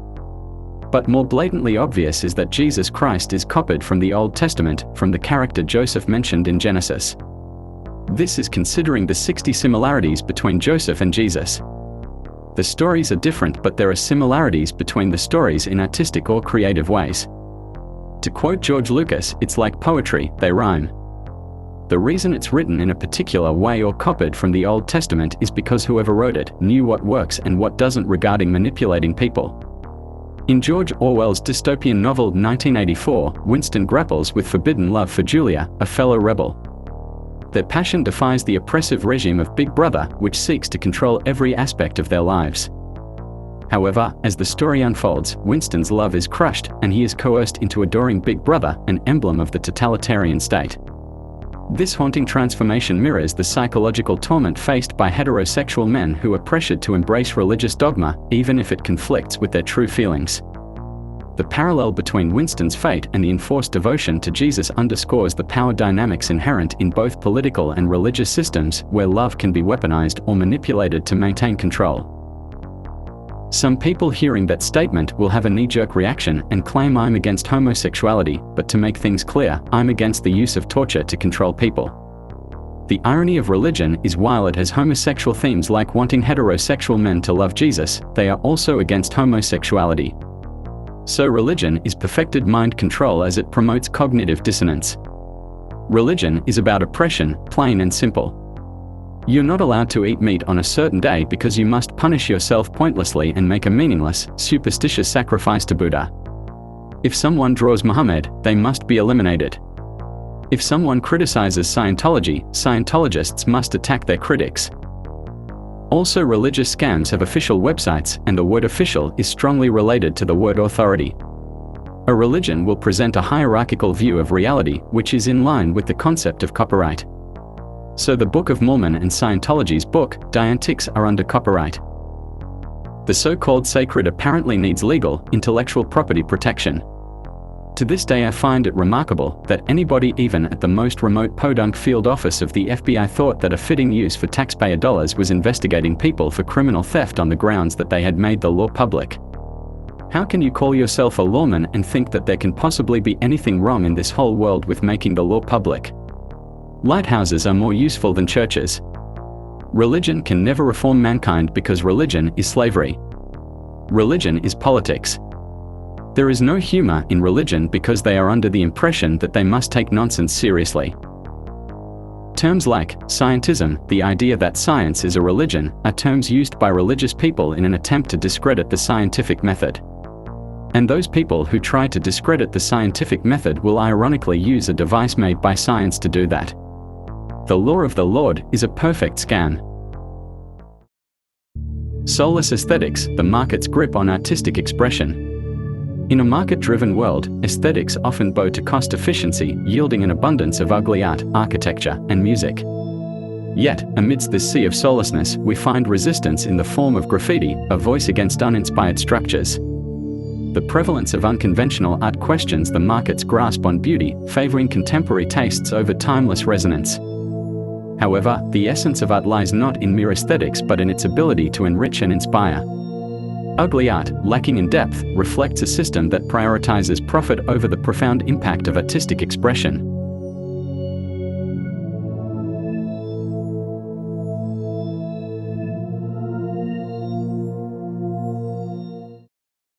consequences of profit-driven economic philosophy, human suffering and neglect of life-sustaining needs.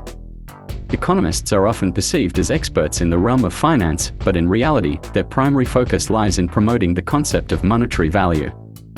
Their models and theories revolve around token exchanges that prioritize profit, neglecting the actual processes and mechanisms that drive economic growth and societal well-being. This narrow perspective leads to a disconnect between economic models and the real world, where factors such as production, labor, and resource allocation play a crucial role in shaping economic outcomes. In a question and answers interview, Milton Friedman said, regarding a man who died because he didn't have the money to pay his electricity bill, the following quote: "The responsibility really lies not on the electric company for turning it off, but on those of this man's neighbors and friends and associates who were not charitable enough to enable him, as an individual, to meet the electric bill."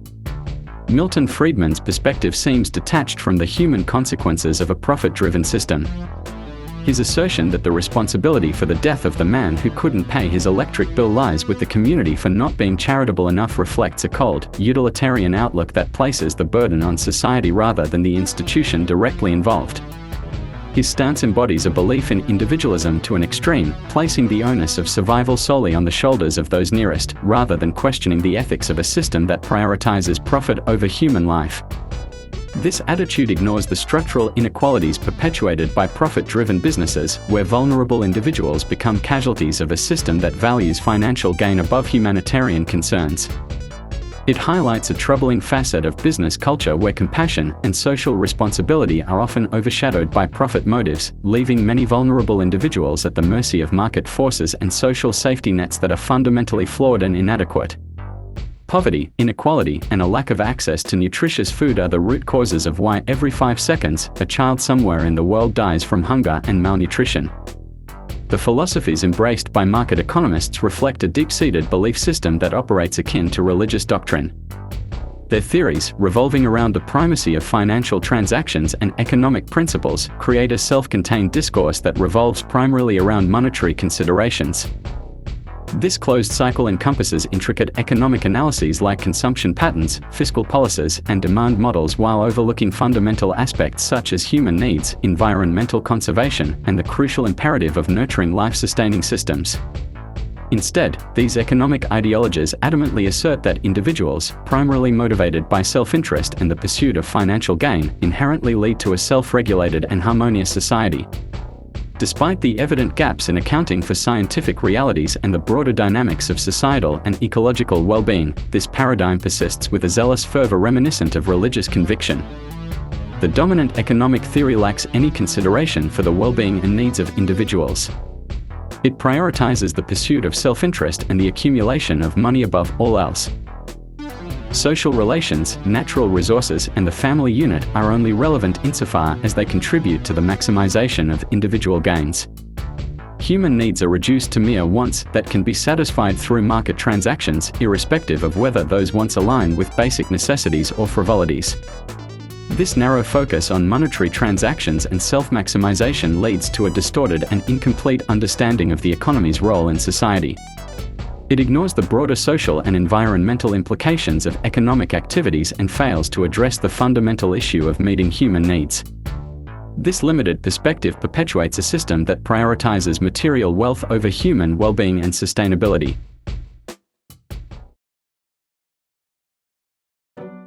The monetary system, a debt-fueled Ponzi scheme on a finite planet. The market system involves individuals engaging in various economic activities, such as labor production and distribution, primarily driven by the pursuit of profit. In contrast, the monetary system represents a set of policies established by financial institutions that influences the conditions of the market system. This system encompasses terms like interest rates, loans, debt, money supply, and inflation, which are often discussed by monetary economists. Despite the complexity and jargon associated with the monetary system, its underlying nature is relatively simple. 3 fundamental elements govern the global economy: fractional reserve banking, compound interest, and an infinite growth paradigm. Fractional reserve banking allows banks to create money through lending, while compound interest requires borrowers to pay back more than they originally borrowed. This process leads to the creation of additional money, which must be serviced by further money creation. The prevailing economic paradigm can be characterized as a Ponzi scheme where continuous growth is essential for its survival. However, such perpetual growth is not feasible in the context of a finite planet. James Hellman, a renowned psychologist, observed that in the human body, only cancer grows after a certain age. This analogy highlights the inherent limitations to growth. The relentless pursuit of economic growth places a heavy burden on individuals who are essentially seen as vehicles for money creation.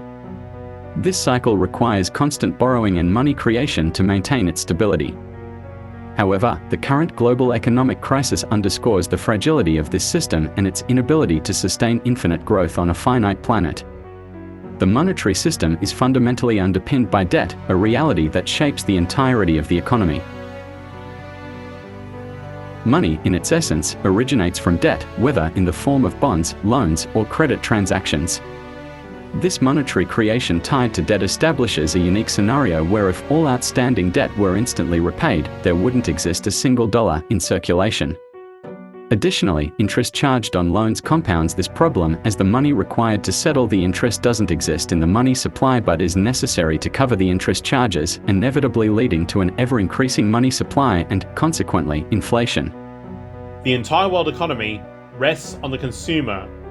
If he ever stops spending money he doesn't have on things he doesn't need, we're done for. If there were no debts in our money system, there wouldn't be any money. Each and every time a bank makes a loan, new bank credit is created, new deposits, brand new money. Banking doesn't involve fraud, banking is fraud. Only commercial banks and trust companies can lend money that they manufacture by lending it.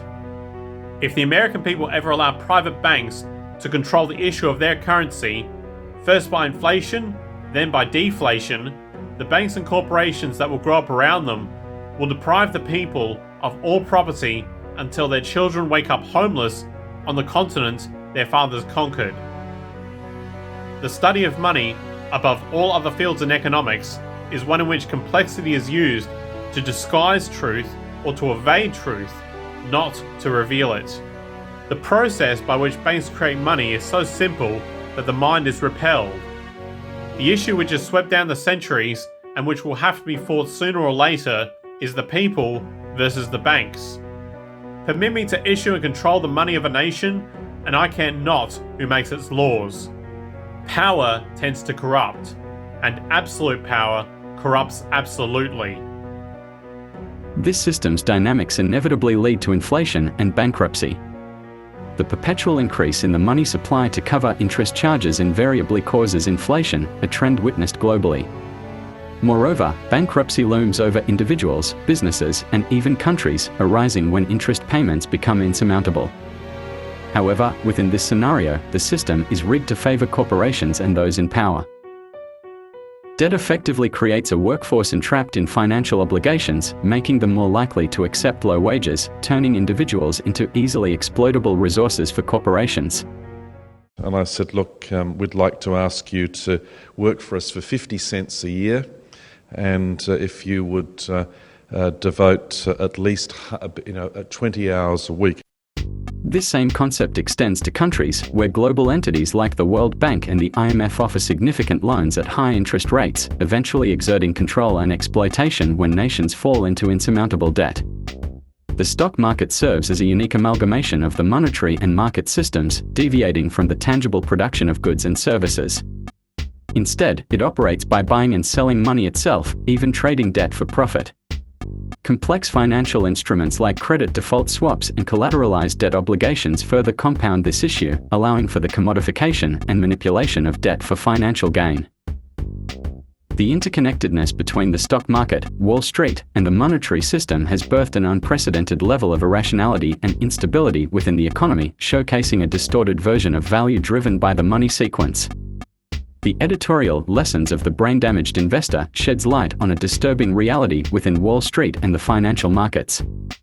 It outlines how individuals with diminished empathy, often due to slight brain damage, perform better as investors. This detachment from empathy allows for decisions and trades to be executed without consideration for their impact on fellow human beings. Consequently, Wall Street fosters a culture that breeds individuals lacking in empathy, transforming them into robotic traders devoid of ethical concerns or moral considerations. To exacerbate this trend, financial institutions now opt for algorithmic trading, employing computerized systems that engage in high-frequency trading. These systems, exemplified by Goldman Sachs' collocated computer, engage in trading strategies that exploit minute price differences, reaping immense profits through tactics that, statistically, seem impossible. The pervasive culture of corruption within Wall Street and financial institutions perpetuates fraudulent practices as the norm rather than an exception. Bribes flow upward within the hierarchy, from brokers to compliance officers, ultimately facilitating an environment where compliance with the law becomes a transactional affair. Compliance officers, tasked with ensuring adherence to regulations, can be influenced or manipulated, making adherence to the law a matter of circumstantial compliance rather than ethical obligation. Fraud, once considered an incidental issue within the system, has now become its very foundation. Financial institutions engage in the trading of fraudulent claims, generating profits and bonuses through the circulation and resecuritization of these fraudulent assets, which have no real value or likelihood of ever being repaid. This systemic acceptance and promotion of fraudulent activities have transformed them into the driving force behind the United States' economic growth, despite the inherent risks and lack of substance in these transactions. The staggering scale of outstanding fraudulent claims, particularly derivatives, within the global financial system presents an alarming predicament. With an estimated value surpassing $700 trillion, this sum far exceeds the entire planet's gross domestic product by more than tenfold. The repercussions of this financial entanglement have already manifested in government bailouts of corporations and banks, an irony given that these bailouts often involve governments borrowing funds from the very institutions they seek to rescue. Now, attempts are underway to bail out entire countries, orchestrated by conglomerates of nations through international banks. However, the enormity of the problem poses a critical question: how does one bail out an entire planet? Nearly every country is ensnared in debt, and the chain reaction of sovereign debt defaults appears to be only at its onset, considering the staggering arithmetic. The trajectory seems dire as economists predict an ominous future where income taxes in the United States may need to skyrocket to a staggering 65% per person just to cover the impending interest payments. Projections paint a bleak picture, hinting that within a few decades, a staggering 60% of the world's countries might face bankruptcy. Astonishingly, the looming global financial crisis is founded upon an intangible concept, debt, an abstract construct invented within the financial realm. Well, honey, I've extended our line of credit and exhausted all our savings. We should be good for another month. Oh, that's great, honey. Well, what are we gonna do next month? Well, I'll tell you what we're not gonna do. Shoot all of our children and then kill ourselves. Oh, I'm gonna hold you to that. I don't think you'll have any control over it. Yet, the repercussions of this monetary fiction are felt tangibly, impacting billions of lives worldwide. The consequences are stark: soaring unemployment rates, burgeoning tent cities, escalating poverty, the imposition of austerity measures, closure of educational institutions, widespread child hunger, and various forms of deprivation among families. All these distressing realities have emerged due to a systemic financial crisis rooted in a complex web of financial maneuvers, prompting a rhetorical question: in light of this elaborate and catastrophic fiction, does this not reflect a collective misjudgment?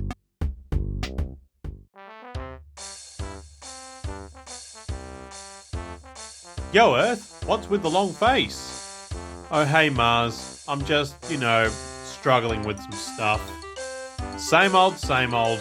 You're gonna ask for a favor again, aren't you? Well, you see... Alright, what's this? Earth, you better not be here begging for resources again. Look, I know I've been a little careless lately, but... No buts! You're always making things designed to break, making a mess, and then expecting us to bail you out. Grow up, man. Earth, you've got to start taking care of yourself. You know you've got plenty of resources. You've just got to use them more wisely instead of mindlessly consuming them. Yeah, I know. I just need a little help. Well, you're not going to exhaust all our resources too, so we're cutting you off. Come on, guys. Wait, guys, come on, I can change. I promise. I'll give up the market as soon as I've made enough profit to retire on. The corrosive consequences of inequality, how the monetary market paradigm impacts public health and societal well-being. The market system, with its inherent tendency towards monopoly and wealth consolidation, and the monetary system, with its built-in class division, have created a profound consequence: inequality. This inequality manifests in various ways, from the disproportionate wealth of top hedge fund managers compared to scientists or healthcare workers, to the structural classism embedded in the monetary system, where individuals with savings can earn interest without contributing socially, while those who rely on loans end up paying interest that enriches the wealthy. Historically, social stratification has been accepted as a norm, with the top 1% of the population owning a significant portion of the world's wealth. However, beyond material fairness, inequality has a detrimental impact on public health. The social and economic disparities created by inequality lead to unequal access to healthcare, education, and healthy living conditions, contributing to a decline in overall public health. The monetary market paradigm, which combines the market and monetary systems, has exacerbated inequality and its negative consequences for public health. This paradigm has created a system where wealth is concentrated in the hands of a few, while the majority of the population struggles to meet basic needs. This disparity in wealth and resources leads to disparities in health outcomes and a decline in overall public health. The unsettling contrast between the immense material success of societies and the pervasive social failings has sparked considerable bewilderment. Despite unprecedented wealth, societal indicators reveal a darker narrative marked by escalating rates of drug abuse, violence, self-harm among youths, and a surge in mental health issues. This stark discrepancy unveils a profound truth, that inequality isn't merely divisive but deeply corrosive to social fabric. The empirical evidence corroborates a long-standing intuition: inequality fosters detrimental psychological and social ramifications. It seems to breed sentiments of superiority and inferiority, fostering a schism where those at the bottom feel disrespected and marginalized. This degradation of self-worth is linked to the higher prevalence of violence in more unequal societies, where disrespect becomes a potent trigger for aggressive behavior. The paramount principle emerging from this data is the pivotal role of equality in curbing violence. It stands as the linchpin for preventing violent behaviors within societies. The degree of equality versus inequality emerges as the primary factor shaping the prevalence of violence. The more egalitarian a society, the lower the propensity for violent tendencies among its populace. This foundational principle underlines the indispensable link between social equality and the prevention of violence, emphasizing the urgency of addressing disparities to safeguard societal well-being. The empirical realities substantiate the interconnectedness between societal inequalities and the alarming surge in social maladies. The data echoes the sentiment that pervasive inequalities breed a climate ripe for social unrest, marked by feelings of disrespect and inferiority. In essence, the evidence not only underscores the profound psychological and social implications of inequality but also underscores the imperative of striving for a more equitable society to stem the tide of violence and societal deterioration. The assertion that equality stands as the linchpin for curbing violence underscores a profound truth about societal dynamics. This principle posits that the prevalence of violence within a society is intricately linked to the prevailing degrees of equality or inequality.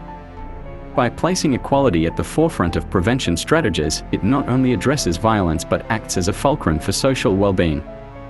This principle underscores the need for societal structures that prioritize equitable distribution of resources, rights, and opportunities to mitigate the risk of violent behavior stemming from feelings of disparity and marginalization. The ramifications of growing inequality transcend singular aspects of societal functioning; rather, they permeate every facet of communal existence. It's evident that heightened inequality isn't limited to isolated problems but engenders a broader social dysfunction. As disparities widen, a domino effect unfolds, impacting various spheres, including crime rates, public health, mental well-being, and numerous other societal indicators. This correlation paints a comprehensive picture wherein the degree of inequality bears a direct relationship with the deterioration of multiple social dimensions, portraying inequality as a catalyst for widespread societal malaise. The data underscores the pervasive and multidimensional impact of inequality, revealing a societal landscape characterized by systemic dysfunction. The correlation between growing inequality and escalating social challenges across domains like crime, health, mental illness, and more accentuates the interconnectedness of these issues. It highlights how the root cause of these multifaceted challenges often traces back to disparities in wealth, status, and opportunity, underscoring the urgent need for systemic changes to foster greater equality and alleviate the widespread social dysfunction.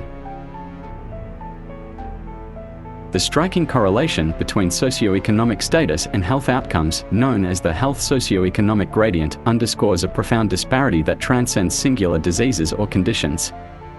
This gradient manifests as a downward slope, where each step down the socioeconomic ladder corresponds to deteriorating health across multiple facets. It's a complex interplay wherein life expectancy, prevalence of diseases, and infant mortality rates all worsen as one descends socioeconomically. However, the reasons behind this gradient are not as straightforward as mere health causes driving socioeconomic differences. It's observable that an individual's socioeconomic status at a young age can predict their health outcomes decades later, questioning the direction of causality. Contrary to simplistic explanations attributing the health gradient solely to healthcare access or lifestyle risk factors like smoking and drinking, a deeper truth emerges: the profound impact of stress associated with poverty. While lifestyle choices contribute to health disparities to a certain extent, careful studies reveal they only explain a portion of the variability in health outcomes across different socioeconomic strata. The residual factor, largely unaccounted for, aligns with the stress inherent in poverty.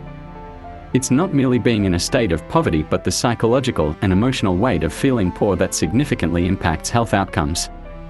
This revelation underscores the profound psychological toll that socioeconomic inequality exerts on individuals, revealing that the health-poverty connection is more about the perception and experience of poverty than the condition of being poor itself.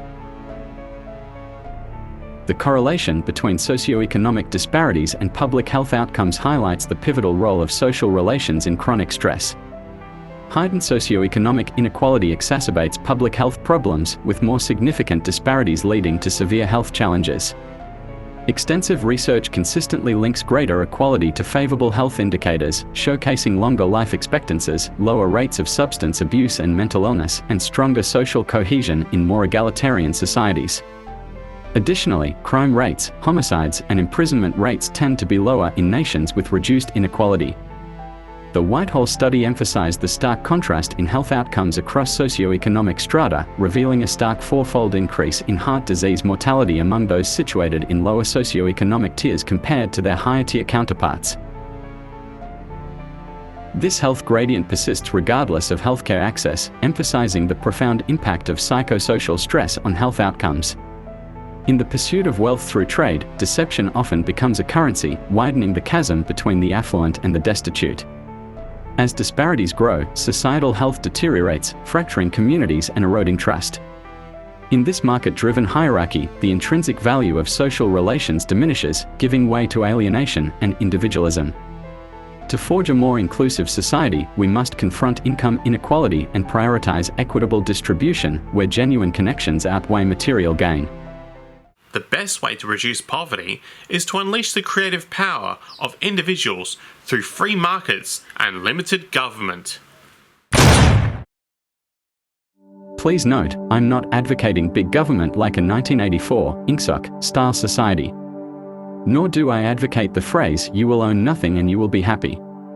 Yet the market system as it currently is, through trade, both parties both wanting to secure the better outcome for themselves, mathematically results in a greater and greater gap between rich and poor. Science shows this situation is bad for human health due to the stress of social competition and a social hierarchy. The market results in poor social relations. The monetary market system stands at the heart of numerous societal maladies, serving as the primary driver behind ecological degradation, waste, pollution, violence, poverty, and animal abuse. Its profit-oriented structure not only perpetuates these problems but also significantly contributes to the prevalence of mental health disorders like neurosis, depression, and anxiety within society. This profit-driven motive not only exacerbates existing societal issues but also impedes progress towards personal health, global sustainability, and societal advancement. It's crucial to recognize that the root cause of these challenges lies not in individual entities like corrupt governments or corporations, nor in inherent human nature, but rather in the systemic flaws embedded within the socio-economic system itself. This may be hard for you to understand, but there is no conspiracy. Nobody is in charge. It's a headless blunder operating on the illusion of a master plan. Can you grasp that? Big Brother is not watching you.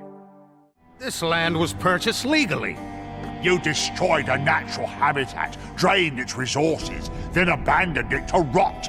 There is nothing legal about that. Never forget that everything Hitler did in Germany was legal.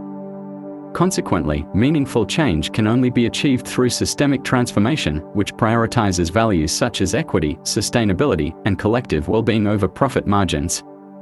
Such systemic change is imperative to address these pressing societal issues effectively and pave the way for a more equitable and sustainable future.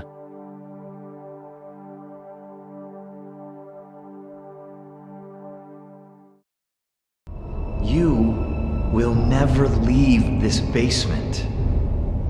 This will be your life. Until I have squeezed every last dollar out of you.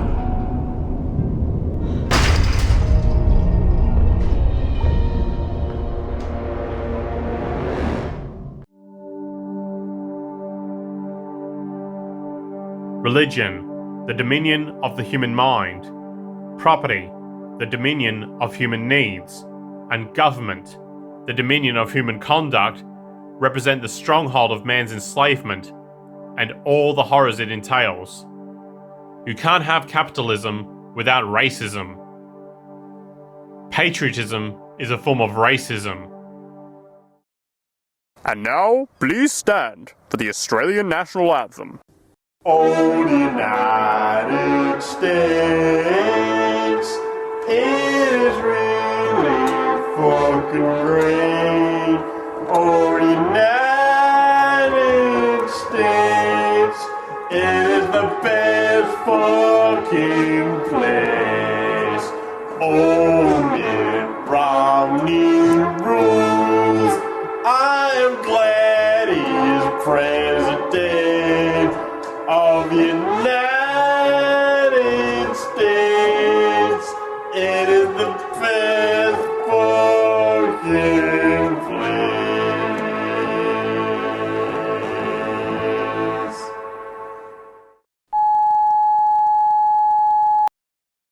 Part 3. A resource-based economy. It's not about money, it's about sending a message.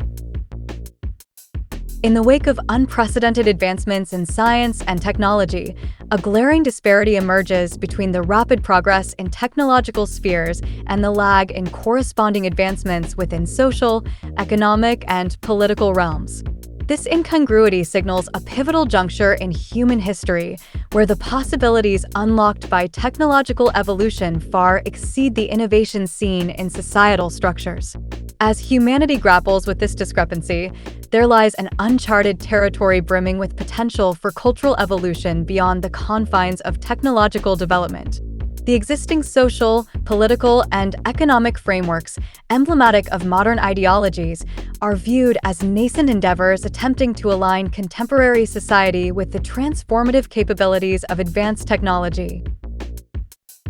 This foresight propels an anticipation of future societal innovations that will inevitably supersede and redefine the existing paradigms, marking a significant chapter in the ongoing evolution of human civilization. The circulating currency with no substantial value, created by the current corrupt society, is unnecessary to our organisation. What do we need? The answer is resources. Acquiring resources is what is necessary for us to successfully realise our ideal. It is the greatest condition we must meet. If we make resources infinite, we make war obsolete. When we look at modern man, we have to face the fact that modern man suffers from a kind of poverty of the spirit, which stands in glaring contrast to his scientific and technological abundance. Anytime scientists disagree, It's because we have insufficient data. Then we can agree on what kind of data to get, we get that data, and the data solves the problem. Either I'm right, or you're right, or we're both wrong, and we move on. That kind of conflict resolution does not exist in politics or religion. To effectuate a profound transformation in societal behavior, we are called upon to harness our inherent faculties of intelligence and courage, refraining from squandering these gifts on superficial pursuits or fruitless competitions. Instead, we are tasked with demonstrating the full force of our abilities in confronting the most formidable adversaries of compassion and empathy. It is imperative that we break free from the constraints of conventional thinking and boldly pioneer new paths toward meaningful change. By transcending the limitations of previous generations, we can leverage technological advancements to challenge the entrenched systems of governance that resist transformation. Central to this endeavor is a deep understanding of the underlying structures perpetuating injustice and oppression. Armed with this knowledge, we can chart a course of action that inspires both ourselves and others to strive for a more enlightened and equitable future, dismantling the foundations of bad governance and erecting in their place a society founded on principles of justice, empathy, and progress. On earth as it is in heaven. A resource-based economy or open source society. A blueprint for a sustainable human civilization. Imagine redesigning human civilization from scratch, envisioning a planet untouched by human evolution. With survival as the paramount goal, the blueprint emerges for an optimized, sustainable existence.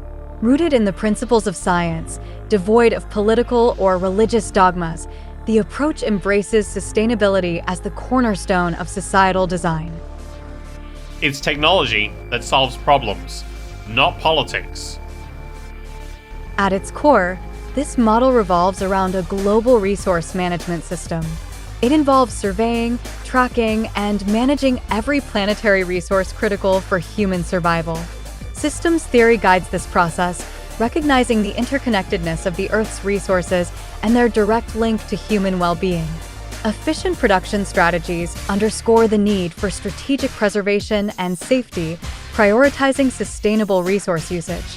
Emphasizing long-lasting design, recycling, and adaptable technologies, this approach minimizes waste and environmental harm. Computer-automated production management systems ensure optimized, sustainable production methods. Distribution strategies prioritize proximity, minimizing energy-intensive transportation by localizing production. A demand/distribution tracking system gauges needs, aligning production with real-time demands, while a strategic access model replaces traditional ownership, ensuring efficient resource utilization. So the several points that can be made in support of a resource-based economy or open-source society are: 1. Sustainability. A resource-based economy prioritizes the long-term sustainability of the planet's resources.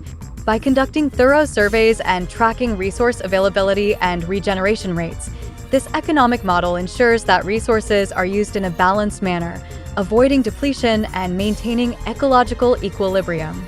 2. Strategic preservation. The emphasis on strategic preservation within a resource-based economy encourages the conservation of finite resources. This includes using resources efficiently, designing products to last longer, and recycling and reusing materials to minimize waste and the demand for new resources. 3. Strategic safety. A resource-based economy promotes the use of safe and environmentally friendly production methods. By carefully evaluating the potential negative impacts of resource extraction and utilization, this economic model aims to minimize harm to the environment and human health. 4. Strategic efficiency. The implementation of strategic efficiency measures in production processes ensures that resources are used optimally. This includes designing durable products, incorporating modular components for easy updates, and adopting efficient manufacturing techniques to reduce waste and energy consumption. 5. Proximity strategy. The proximity strategy in a resource-based economy aims to minimize the transportation of goods and materials. By localizing production and distribution, This economic model reduces energy consumption and emissions associated with long-distance transport. 6. Demand-based production. A resource-based economy aligns production with the actual demand for goods.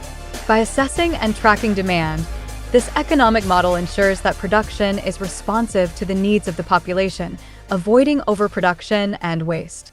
7. Strategic access. The concept of strategic access promotes efficient and equitable distribution of resources. Rather than relying on ownership, this economic model provides access to goods and services based on need, reducing waste and promoting sustainability. 8. Access abundance. The logical and empirical approach of a resource-based economy prioritizing preservation and efficiency can lead to access abundance.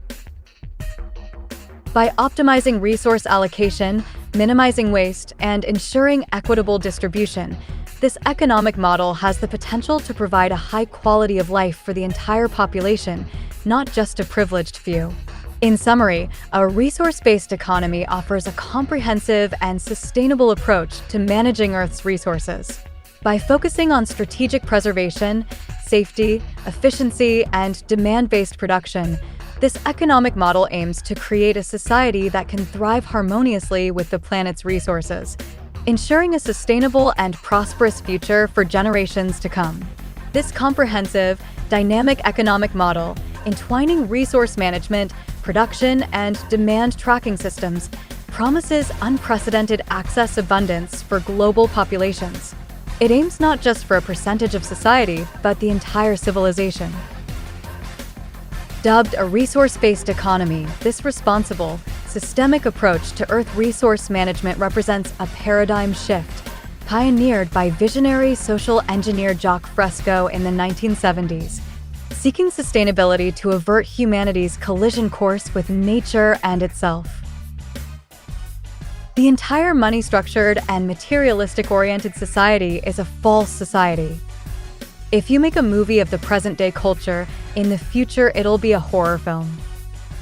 Science often faces criticism for being perceived as cold or overly analytical. However, at its core, science embodies the pursuit of truth and the closest approximation to how the world operates. It's not about conforming or pleasing people. Rather, it's about presenting findings, even if they challenge established beliefs. The essence of science lies in questioning everything and subjecting hypotheses and theories to rigorous testing. The strength of scientific conclusions is reliant on the ability of other scientists to replicate experiments and arrive at the same results. This process ensures the reliability and validity of scientific claims. One of the remarkable aspects of science is its relentless quest for verification.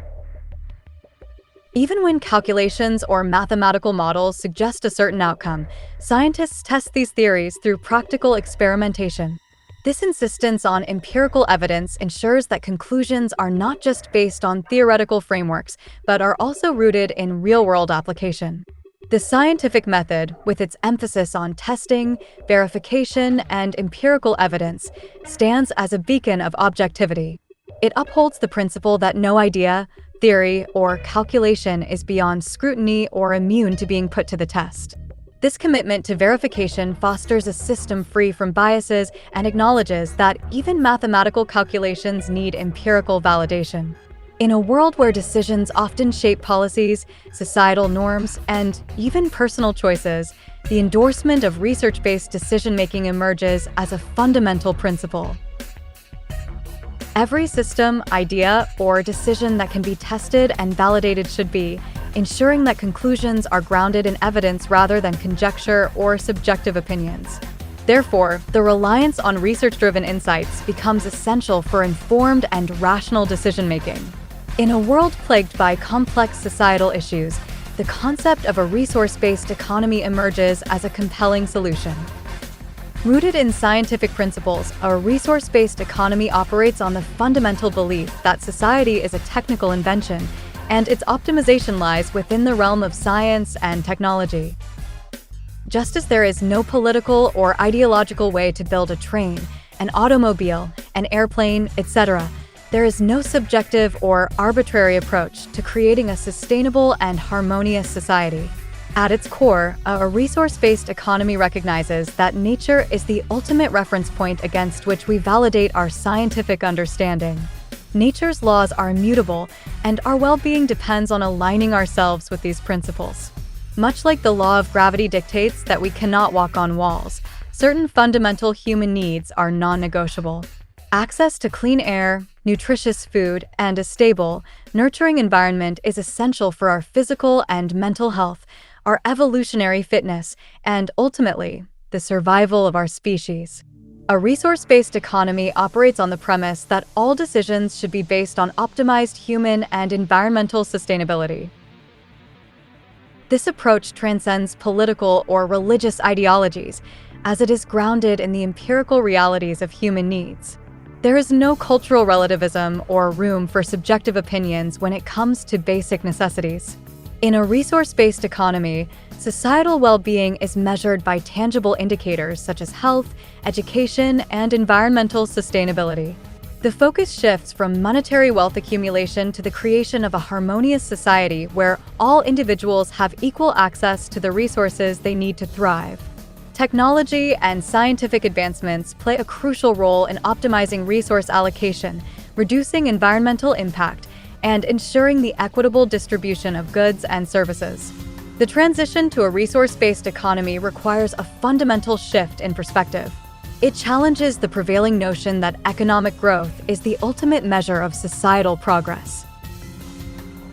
Instead, it emphasizes the importance of creating a society that is both sustainable and resilient, where the well-being of all members is prioritized over the pursuit of profit. A resource-based economy is not a utopian ideal, but a practical and achievable goal, guided by the principles of science, technology, and a deep respect for the natural laws that govern our world. A resource-based economy stands on the foundation of utilizing available resources efficiently. The concept encompasses a comprehensive systems approach that begins with assessing the resources within a given area before initiating any significant human settlement or construction. It goes beyond mere architectural or design-focused planning. Instead, it prioritizes a holistic understanding of what's necessary to enhance human life.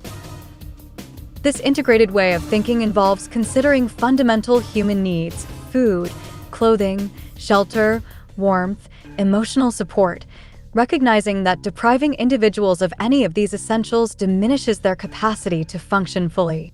By conducting an inventory and understanding what resources an area can provide, a resource-based economy aims to ensure that human settlements are designed and constructed in a way that meets these essential requirements, fostering the development of fully capable individuals within a sustainable environment.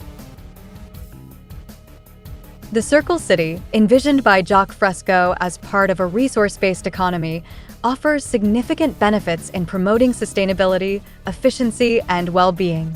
Here are some key advantages of the Circle City model. 1. Sustainable resource management. The Circle City operates on a systems approach to resource extraction, production, and distribution, prioritizing efficiency and sustainability. It integrates renewable energy sources, hydroponic and aeroponic farming, and waste recycling systems, reducing environmental impact and ensuring long-term resource availability. 2. Elimination of waste. The city's design minimizes waste through automated transportation and goods delivery systems, reducing the need for individual vehicles and mail delivery. Pneumatic tubes and conveyors optimize resource allocation and eliminate the need for rubbish collection. 3. Reduce transportation-related deaths. Automated, driverless cars integrated into the city's transportation network enhance safety and reduce the number of transportation-related accidents, preventing unnecessary deaths and injuries. And not just driverless cars, but trains that are designed to be part of the city architecture. And when the train stops at a station, the train becomes an elevator or lift, and the compartments move to their needed floor. Jacques Fresco called these transfers. 4. Efficient food production. Vertical farms utilizing hydroponics and aeroponics significantly reduce water and nutrient requirements in food production. This approach eliminates the need for pesticides and minimizes environmental pollution, resulting in sustainable and abundant food production within the city. 5. Integrated energy generation. The energy belt utilizes renewable energy sources like wind, solar, geothermal, tidal, and wave power to meet the city's energy demands. Excess energy is stored in supercapacitors, ensuring uninterrupted power supply and eliminating energy waste. 6. Localized production. The industrial belt facilitates localized production of goods, reducing the need for long-distance transportation and promoting self-sufficiency within the city. Demand for goods is generated locally, and raw materials are obtained through a global resource management system. 7. Automation of labor. The city embraces automation and mechanization in various sectors, optimizing labor efficiency and reducing the need for manual labor. This technological advancement enhances productivity and frees up individuals to pursue creative and fulfilling endeavors. The Circle City model offers a comprehensive approach to sustainable living, promoting resource conservation, reducing waste, and enhancing human well-being through efficient systems, renewable energy, and technological advancements. It provides a vision for urban planning that prioritizes environmental sustainability, social equity, and technological innovation, creating a thriving and resilient community for the future. The pervasive influence of automation in our lives is undeniable. Look around, and nearly everything we interact with is a product of automated construction. From the shoes we wear to the vehicles we drive, technology's touch is omnipresent. This pervasive integration of automated systems is reshaping our societal structures, rendering obsolete what was once commonplace. The trajectory of technological development has been steep, heading swiftly toward increased automation. Each societal shift, from the agricultural to the industrial revolution and now the information age, has been steered by technological innovations, particularly those automating labor. As we move forward, mechanization has transcended mere assembly, transitioning into a sophisticated process crafting entire products seamlessly. This relentless march toward automation characterizes the trajectory of human civilization, marking each milestone with the ascent of technology. The evolution from rudimentary tools to advanced electronics and computers exemplifies our inexorable march toward automation. Our world continues to undergo transformative changes, propelled by advancements that redefine our systems of production. Mechanization, now at the vanguard of innovation, is no longer content with piecing together disparate components, but instead redefines creation itself, streamlining the process to yield comprehensive products in singular, efficient endeavors. In a high-tech, resource-based economy, the prospect of automating roughly 90% of existing occupations is a conservative estimate. This seismic shift would liberate humans from the drudgery of labor, presenting an opportunity to embrace life beyond mere servitude. The essence of technology lies precisely in this emancipation, affording individuals the chance to engage in pursuits that transcend mere toil. This fundamental shift from menial occupations toward a society more aligned with technological efficiency embodies the true promise of technological advancement. The RepRap project encapsulates a stunning amalgamation of biology and engineering, exploring the concept of machines mirroring biology's ability to copy itself. RepRap, a three-dimensional printer, stands out by not just producing objects, but by making most of its own parts. It symbolizes a groundbreaking stride in technology, revolutionizing traditional manufacturing by ushering in an era of self-replication. Its potential spans far beyond printing everyday items. It could redefine industries, from fashioning household goods to fabricating entire automobile bodies in a single swift print. This innovation heralds a transformative era where automated 3D printing isn't merely a tool, but a catalyst reshaping the landscape of production across multiple domains. Contour crafting signifies a seismic shift in construction technology, effectively using 3D printing to fabricate entire homes based on computer models. This breakthrough innovation hints at a future where a 2,000 square foot residence could materialize in a single day, solely through machine-based construction. The rationale behind automating construction is multifaceted, addressing critical concerns embedded within traditional practices. Labor-intensive construction not only offers jobs, but also entails severe safety hazards, surpassing even the risks posed by mining and agriculture, leading to high fatality rates globally. Furthermore, the inefficiencies in construction methods generate colossal waste, with the average U.S. home producing tons of discarded materials, accentuating the significant environmental impact and resource depletion that construction contributes to globally. The adoption of archaic construction methods using manual labor, given our technological advancements, seems increasingly outdated and reminiscent of the manufacturing industry's labor class displacement in the United States. Economist David Otter's study from MIT highlights the looming obsolescence of the middle class, signaling an inevitable transition driven by automation. This paradigm shift not only applies to manufacturing, but also extends to construction, where automation offers a solution to the sector's inherent challenges, revolutionizing an industry tethered to outdated methods and contributing significantly to resource wastage and environmental harm. The swift progression of mechanization has revolutionized nearly every sector, rendering human labor increasingly obsolete. With machines working tirelessly, efficiently, and without the need for rest or benefits, the superiority of mechanization over human labor is evident. This transformation, termed technological unemployment, is fundamentally reshaping global employment patterns, causing the shift away from labor-intensive sectors and catalyzing economic crises worldwide. The service sector, employing over 80% of the American workforce, is now succumbing to automation, further fueling the unemployment crisis. As industries mechanize to cut costs, they inadvertently reduce purchasing power, intensifying economic disparity. The prevailing labor for income model is slowly fading, with automation poised to replace a staggering 50% of the global workforce by 2045. A society with highly sophisticated technology, food production, transport, communications, medicine, an era when everything was done by machines. Humans were released from the need to work for a living, and now the only ones who work are those who find it adds meaning to their life, or who feel a sense of obligation. But after the horror movie I've seen today, robots. Piers full of robots. My kid will be lucky if he's even punching numbers 5 years from now. In a resource-based economy, the absence of a monetary market system aligns with the recognition of mechanization's efficiency.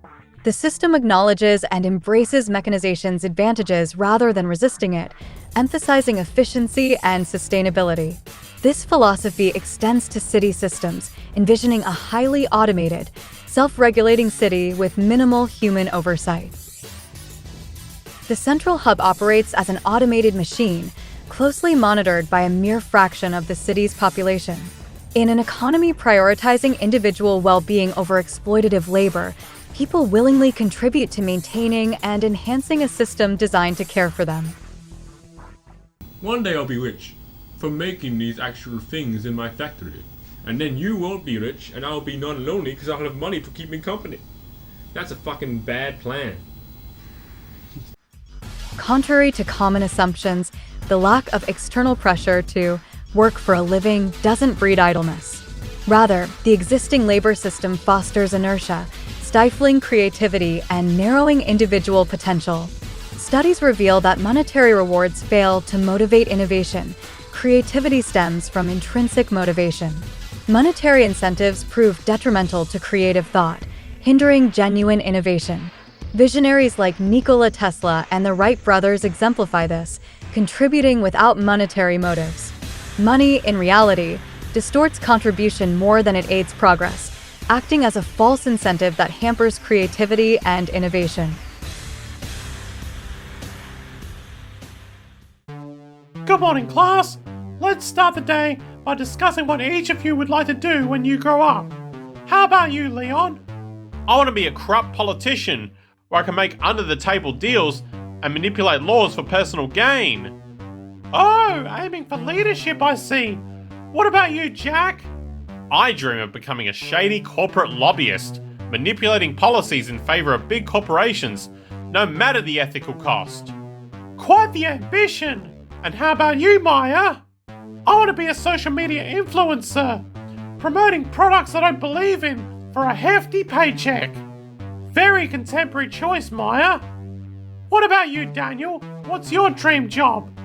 I aspire to be a scam artist, defrauding people through elaborate schemes and deceit. Oh, very interesting. What about you, Tina? When I grow up, I want to be a stripper on Highness Street in Adelaide. Wow, very glamorous, Tina. Just one more. How about you, John? When I grow up, I want to be a casino manager and gain the profits from people giving their money to the slot machines. A very interesting array of aspirations, class. In a resource-based economy, the scientific method isn't just about efficiency, it's about promoting human well-being and societal harmony. It goes beyond resource optimization to focus on happiness and peaceful coexistence. By integrating scientific principles, this system prioritizes individual fulfillment and collective harmony, aiming for sustainable prosperity and flourishing. A resource-based economy operates on the principle that societal behavior, even the aberrant or violent actions exhibited by individuals, is fundamentally shaped by environmental factors. By eliminating the monetary system and ensuring the availability of necessities, a resource-based economy would drastically reduce 95% of the crime rate as crimes tied to monetary motives or drug abuse essentially vanish. Addressing the remaining 5% of violent individuals demands a shift in societal perspective.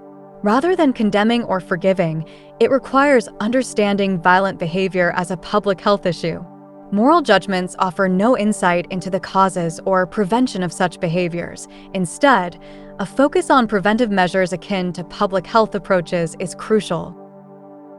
What do you get when you cross a mentally ill loner with a society that abandons him and treats him like trash? I'll tell you what you get. You get what you fucking deserve.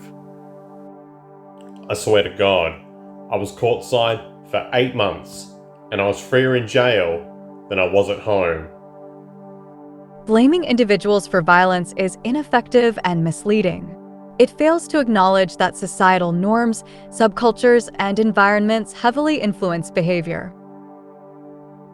Judgments about individuals being bad or evil ignore the root cause, the environment that fosters such behavior. The focus must shift towards redesigning these environments to prevent and discourage aberrant behavior, not merely punishing individuals. Cultural influences heavily shape choices and attitudes, making the concept of free choice a misnomer. Understanding this allows for a more nuanced view that recognizes individuals as products of their cultural surroundings. Therefore, society's goal should be to reform these cultural landscapes, enabling individuals to make informed and humane choices rather than condemning them for actions influenced by their cultural upbringing. From a young age, individuals are shaped by the cultural environment in which they are raised. This upbringing instills values and beliefs that influence their preferences and decisions throughout life. Whether it's the heir of a business empire or a member of the Seminole Indian tribe, one's cultural background deeply impacts their aspirations and desires. These cultural values become ingrained from childhood, influencing perceptions of success, identity, and pride. Despite the illusion of free will, individuals often find themselves adhering to the norms and expectations of their cultural heritage, whether it be embracing the American identity or upholding the traditions of their ethnic background. Thus, the cultural context in which one is raised plays a significant role in shaping their worldview and guiding their life choices. At home, if you kill someone, they arrest you. Here, they'll give you a gun and show you what to do, sir. You humans, most of you, subscribe to this policy of an eye for an eye, a life for a life, which is known throughout the universe for its stupidity. Even your Buddha and your Christ had quite a different vision, but nobody's paid much attention to them, not even the Buddhists or the Christians. You humans, sometimes it's hard to imagine how you've made it this far. The modern criminal justice system is incompatible with neuroscience. Capitalism has outlived its usefulness. It takes necessities from the masses to give luxuries to the classes. For me, the single most important question is how to construct a society that is just, safe, peaceful, all those good things, when people finally accept that there is no free will. The justice system is completely criminal. The police are the protective force that maintains the status quo for the wealthy elite. We ought to attack the roots of social problems instead of jamming people into overcrowded prisons. Part 4. We shall overcome. Fuck the zeitgeist movement! Yeah! Fuck a resource-based economy! Yo, we're all about making money! Money. Yo, fuck the zeitgeist movement! Fuck the zeitgeist movement! Say it! Fuck the zeitgeist movement! Fuck the zeitgeist movement! Fuck the zeitgeist movement! Yo, what's pop? It's your boy Lex. I got one thing to say to you. Fuck the zeitgeist movement! It's about money! Easy! Money! Fuck the zeitgeist movement, cause we're about making money. Fuck the zeitgeist movement, cause we're about making money! Yo, I made $250 today for fucking 5 hours. What about equal-based economy? Fuck you. Fuck your resource-based economy!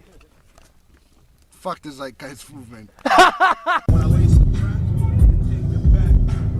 Yeah? You motherfuckers say you want to burn churches and burn banks?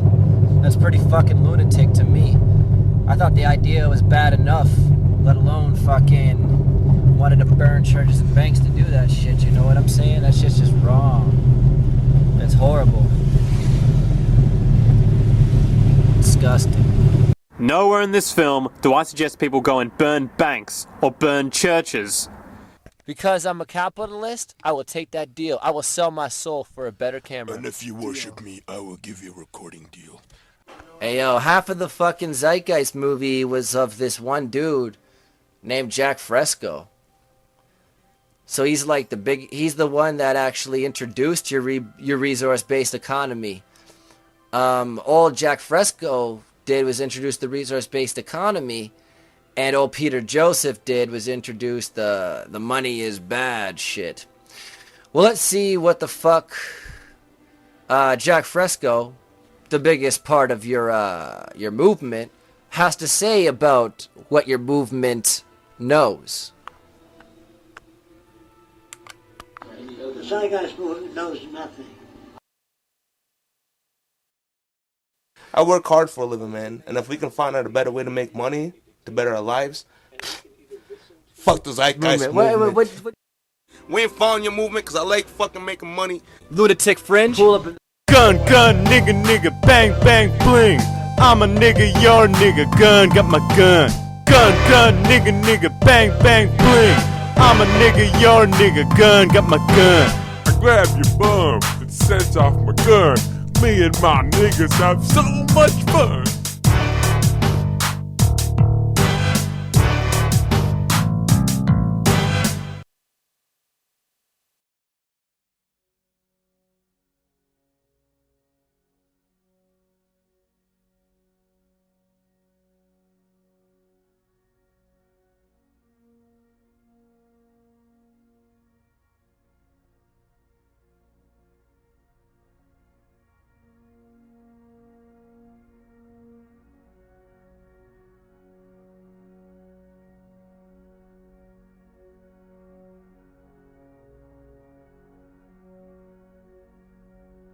Gee, I wouldn't want to disrupt the business social atmosphere which sells cigarettes, drugs, guns, and alcohol to newborn babies.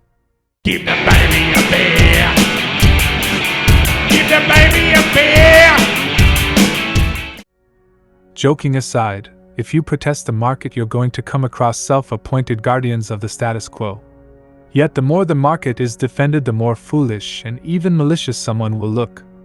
As the market is not based on peace, love, science, true justice, freedom, etc. The market is based on making money out of destruction of both human society and the environment, since the market is based on scarcity, not meeting human needs. What do you think kids who can't read well are writing about? I'll give you an example from my own home state of Wisconsin. Little Hudson, Wisconsin, had a viral, went national, right? Where little kids in my state were sent home, third graders, and given the following writing assignment. Tell us how the state is just like the family, but better. That was their writing assignment. And this, I'm now giving away the game. If you ask me, you put a gun to my head and ask me, what in one word Common Core is? That's it. It's statism. It has nothing to do with education. It is a concerted effort on the part of the government to convince your kids they belong first to the government and second to you.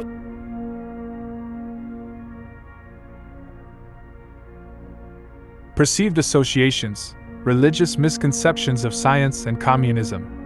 Religious people may sometimes perceive science as akin to communism due to misconceptions or misunderstandings about the nature of scientific inquiry and the societal structures associated with communism. 1. Conflict of beliefs. Religious teachings often rely on faith and spiritual beliefs, while science relies on empirical evidence and reason. Some religious individuals may view the pursuit of scientific knowledge as challenging or conflicting with their religious beliefs, leading to a perception that science undermines or opposes their faith. This perceived conflict might cause some to associate science with ideologies that challenge or reject religious teachings, such as communism. 2. Historical and political context. During the Cold War, when communism was a significant geopolitical force, there was a widespread perception in certain religious circles, especially in the West, that communism sought to eliminate religion in favor of a secular state. Since science often promotes a secular worldview, some religious individuals might mistakenly conflate the scientific method or scientific progress with communist ideologies. 3. Misconceptions about equality. Communism advocates for equality in socioeconomic terms, aiming for a classless society.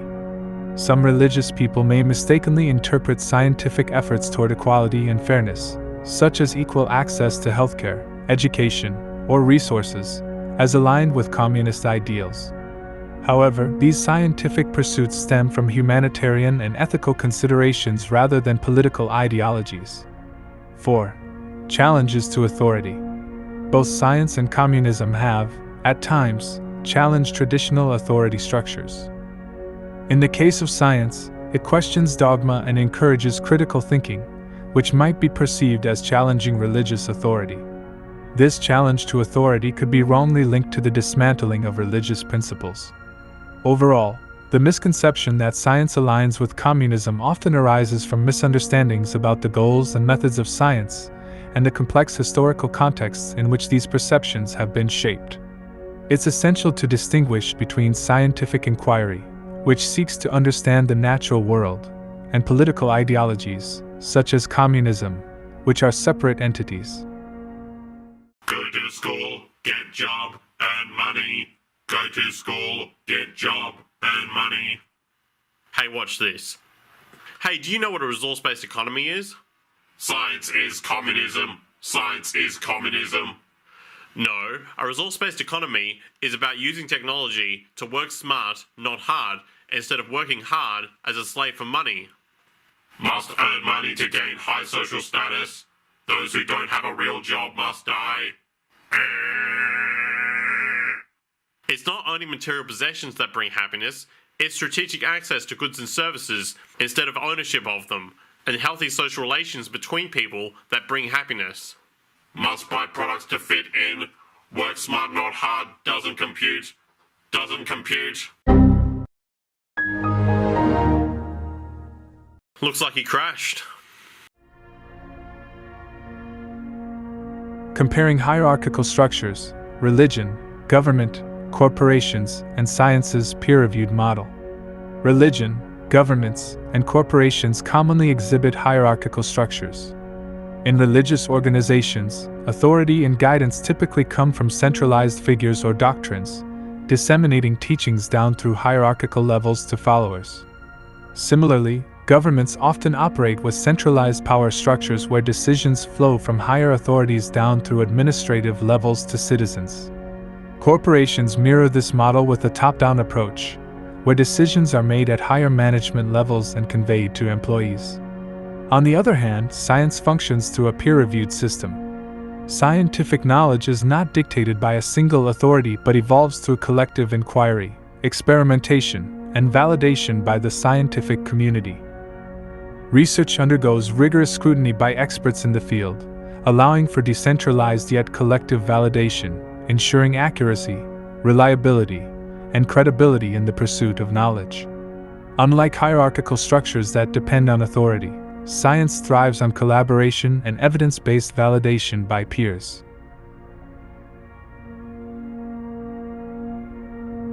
Beyond communist labels, critiquing the market and the misconceptions of economic ideologies.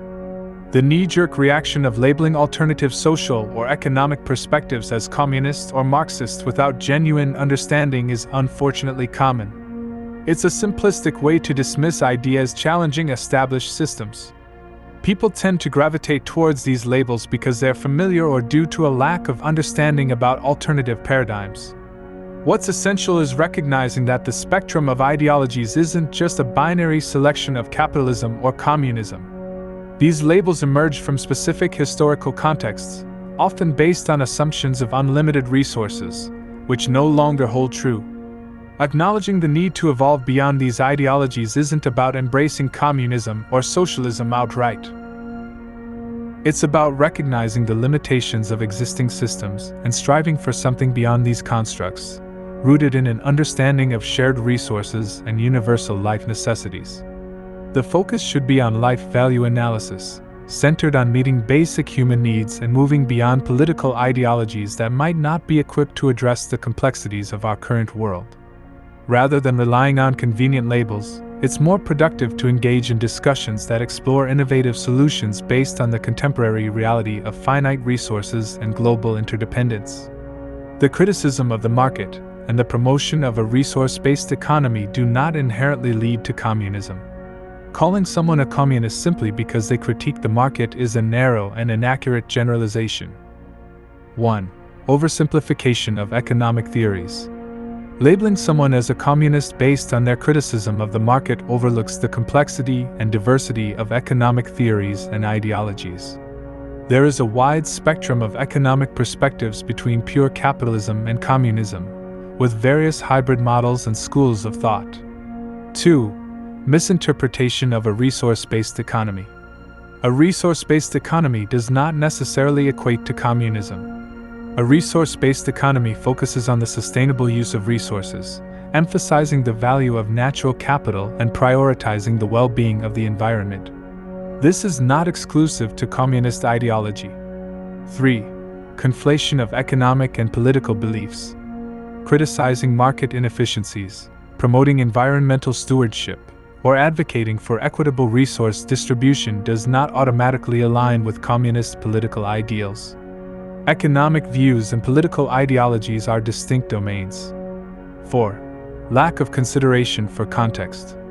The assumption that market criticism is inherently communist fails to acknowledge the context and motivations behind such critiques.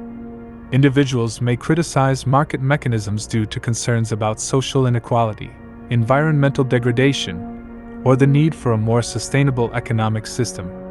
5. False dichotomy. Presenting communism and capitalism as the only polar economic options is a false dichotomy.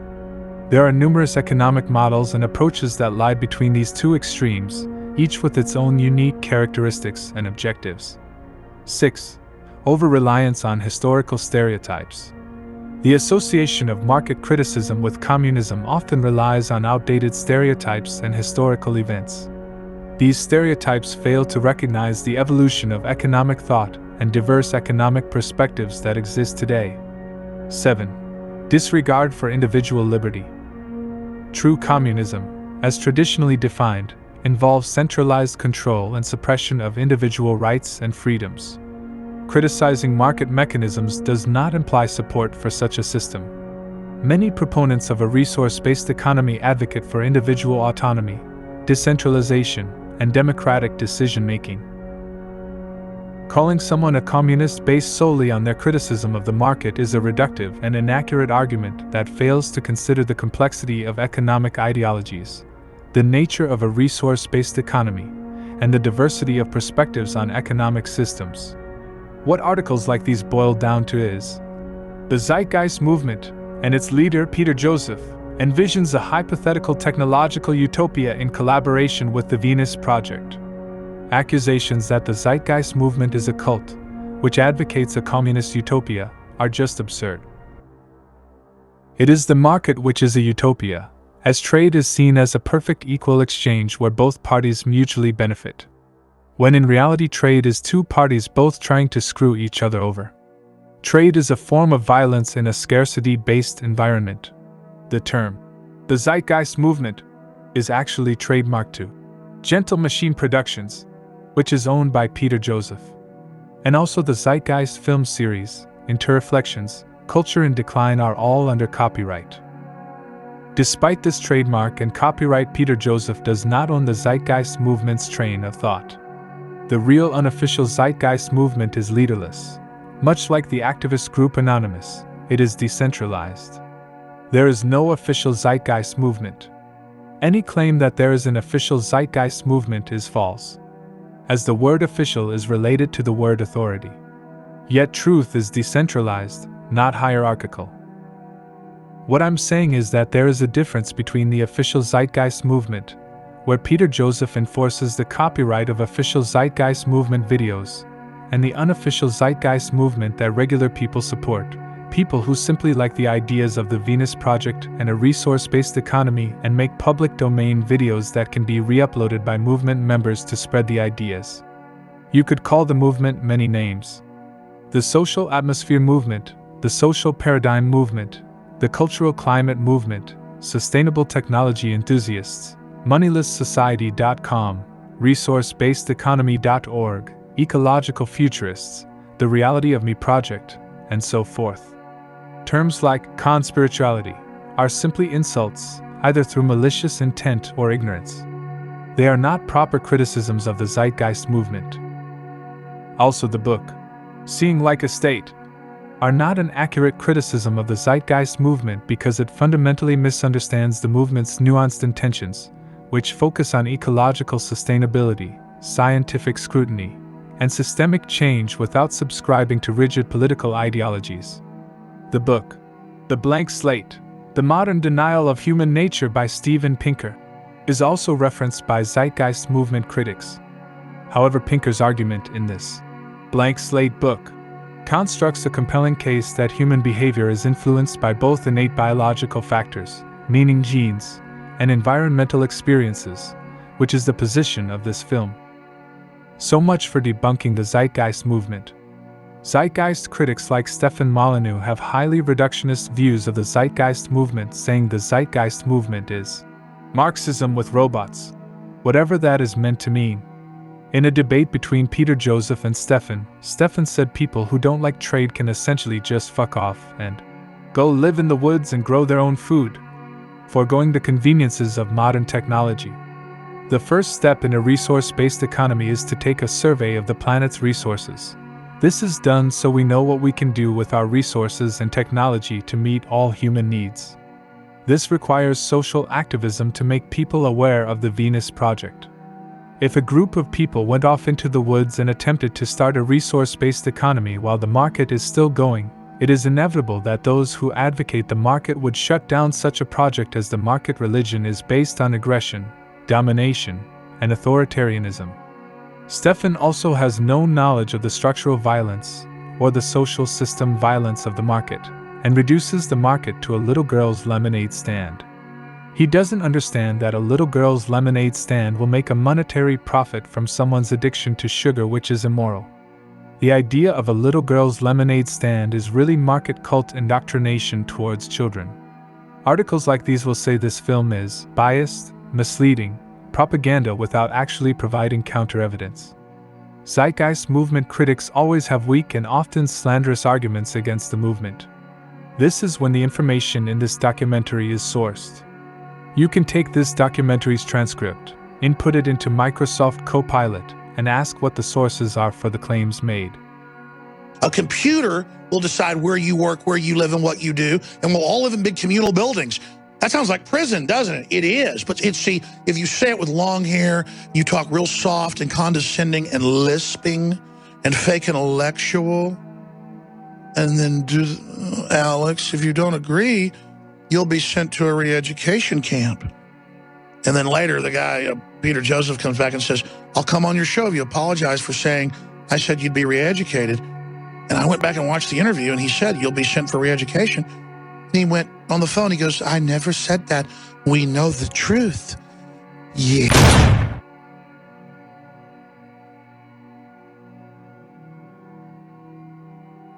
Unmasking the syntax of freedom, exploring market-driven societies and structural realities. The prevailing intellectual culture within any society does indeed reflect the interests and needs of the dominant group. Historical contexts shape the beliefs, values, and ideologies that govern the collective mindset. In societies where power and control are concentrated in the hands of a few, the dominant intellectual culture often mirrors and reinforces these interests. Academic disciplines like psychology, sociology, history, and political science often echo the perspectives beneficial to the ruling elite, and those who challenge these paradigms risk being sidelined or labeled as radicals. Furthermore, societal values heavily influence what is rewarded and perpetuated within that culture. In a world where material wealth is elevated as the measure of success and status, societal priorities shift away from genuine social contributions towards artificial wealth accumulation and perpetual growth. This value system disorder takes precedence, subverting the importance of personal and social well-being. It becomes deeply ingrained in every aspect of society, from governance and media to entertainment and academia, forming protective mechanisms against dissenting thoughts. The defenders of the prevailing system, often proponents of the monetary market religion, tend to employ projected dualities as a means to dismiss alternative perspectives. This binary approach simplifies complex issues, labeling those who challenge the status quo as extreme opposites. For instance, if one questions the efficacy of the free market system, they're hastily branded as being against the concept of freedom itself, creating an artificial dichotomy that stifles nuanced discourse and critical thinking. The rhetoric of freedom and government interference is deeply intertwined with the agenda of perpetuating a market-driven society. What might seem like expressions advocating freedom or safeguarding against government intrusion often masks a singular agenda: protecting the interests of private money possessors and maximizing profit. Behind the veneer of lofty ideals like freedom, democracy, and progress lies a syntax, a governing structure of understanding and value that serves these interests. The notion of freedom, commonly tied to democracy, often deceives individuals into believing they possess influence over their government. However, the reality starkly contrasts this illusion. Within market systems, the only vote that truly holds weight is the monetary vote. No amount of ethical outcry or activism can match the influence of wealth in a system where politicians, legislations, and governments themselves are up for sale. The concept of political action in such a system becomes a facade. Movements that seemingly bring change, like the civil rights movement, are often accommodations orchestrated by those who hold power. The illusion of choice through voting is perpetuated, offering an illusion of liberty, masking the pre-established limits of meaningful debate. Those questioning the system's integrity are quickly marginalized, labeled as disloyal, or relegated as conspiracy theorists. Two defenses often arise in defense of this system: the claim that it's the cause of material progress, and the fear of tyranny under alternative social systems. However, this argument is flawed. Material progress owes itself more to scientific advancement and the discovery of abundant energy sources than to the market system, which merely capitalizes on these advancements. The fear of tyranny under different systems is steeped in propaganda, juxtaposing despotic regimes with societal approaches while ignoring the systemic daily mass violence perpetuated by the current system. Structural violence, often overshadowed by behavioral violence, claims more lives than wars, murders, and suicides combined. Famines, for instance, aren't due to food scarcity but the inequitable distribution of economic resources, leading to relative poverty. The lack of access to essential medicines in impoverished areas demonstrates how structural violence, particularly poverty, becomes the deadliest form of violence, claiming countless lives due to financial constraints rather than a lack of medical knowledge or resources. In essence, the rhetoric of freedom and democracy often camouflages the realities of market-driven societies, hiding behind a syntax that perpetuates the interests of a select few while neglecting the systemic violence and inequalities embedded within the current socio-economic system. The unsustainable era. The impending consequences of oil dependency. Oil has been the cornerstone of human civilization, permeating every facet of modern life. Its presence is ubiquitous, entwined in the production, distribution, and sustenance of our industrialized world. From food production to transportation, plastics to energy, oil's pervasive influence underscores the very fabric of our existence. This cheap and easily accessible energy source has been pivotal in fueling the remarkable growth of human population and industrialization over the last century, allowing for a tenfold increase in global population. However, the era of abundant oil is facing an imminent crisis. By 2050, projections indicate that the global oil supply will be insufficient to sustain even half the current world population in its present lifestyle. The reality demands an enormous adjustment, urging humanity to fundamentally redefine its way of life. The alarming ratio of oil consumption to new discoveries serves as a harbinger of the impending crisis. The world currently uses 6 barrels of oil for every newly discovered barrel, a figure that is rapidly escalating. Despite this imminent challenge, governments and industry leaders exhibit a lack of genuine initiative to chart a new course. Superficial attempts to integrate renewable energy sources like wind and tidal power or to marginally enhance energy efficiency in vehicles are insufficient in the face of this impending energy crisis. Governmental responses, often driven by economists fixated on reviving past economic prosperity through consumerism, fall short of acknowledging the systemic issue. These attempts often involve printing more currency without substantial collateral, fostering short-lived economic recoveries that eventually collide with supply barriers, resulting in deeper recessions.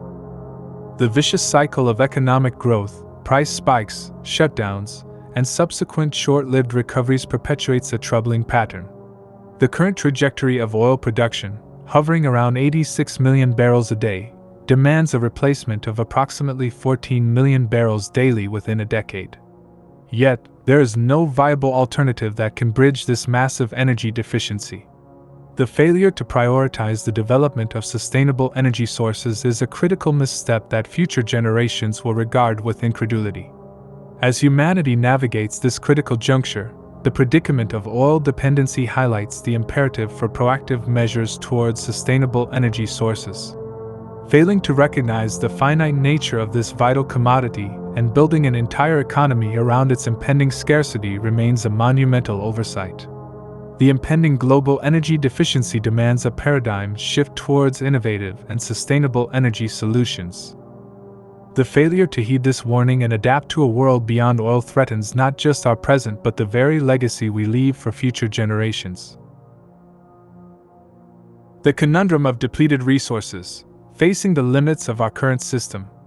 Humanity stands at a critical juncture in history, grappling with the imminent depletion of a foundational resource, oil, that has been integral to our survival. The stark reality emerges: despite the dwindling availability of oil, the prevailing economic system persists in pursuing a growth model reliant on this finite resource, exacerbating the downward spiral of depletion. The system's blind pursuit of GDP growth, fueled by the sale of oil-powered cars, exacerbates the decline instead of offering a sustainable solution. While alternatives exist to supplant the hydrocarbon economy, their implementation faces insurmountable barriers within the confines of the existing market system. Renewable energies, vital for transitioning away from oil dependency, lack monetary incentives due to their limited profitability in the short and long term. The commitment required for such transformations necessitates substantial financial investment, yet the absence of monetary gains discourages investment and action. In a system where profit dictates progress, the lack of financial incentives hinders the adoption of viable solutions. The challenges transcend the depletion of oil alone. Fresh water scarcity, affecting 2.8 billion people presently and projected to impact 4 billion by 2030, poses a critical threat to human survival. Similarly, the degradation of arable land at a rate far exceeding its replenishment jeopardizes food production, with 30% of arable land rendered unproductive in the last 4 decades. These environmental crises underscore the intricate interdependence between hydrocarbons, agriculture, and food security. Furthermore, our consumption patterns are alarmingly unsustainable. By 2030, our resource usage will require the equivalent of 2 planets to sustain current rates, exacerbating the destruction of biodiversity and triggering environmental destabilization worldwide. These stark declines in essential resources parallel the exponential growth of the global population, estimated to surpass 8 billion by 2030. The escalating demand for energy production, projected to surge by 44%, poses a monumental challenge in the face of financial constraints and a system driven solely by monetary incentives. The socioeconomic landscape further compounds these challenges. The prevailing debt crisis, a global pyramid scheme, threatens to stifle any substantial initiatives toward revolutionizing essential sectors like agriculture, water processing, and energy production. Simultaneously, technological unemployment looms large, signaling a paradigm shift where traditional jobs become obsolete, exacerbating global unemployment rates. In this context, poverty has burgeoned, doubling from 1970 to 2010 due to systemic flaws. This trajectory portends further suffering, mass starvation, and exacerbation of existing societal woes. Given these accumulating crises, the question remains whether the existing system can facilitate the necessary reforms to avert a catastrophic future characterized by escalating resource scarcity and pervasive suffering. The conundrum is clear. Faced with multifaceted resource depletions, a burgeoning global population, and systemic economic constraints, humanity confronts a crossroads demanding transformative action beyond the confines of profit-driven market mechanisms. It's a call to reconsider our values, prioritize sustainable solutions, and pivot towards a collective resolve to address these pressing challenges before us.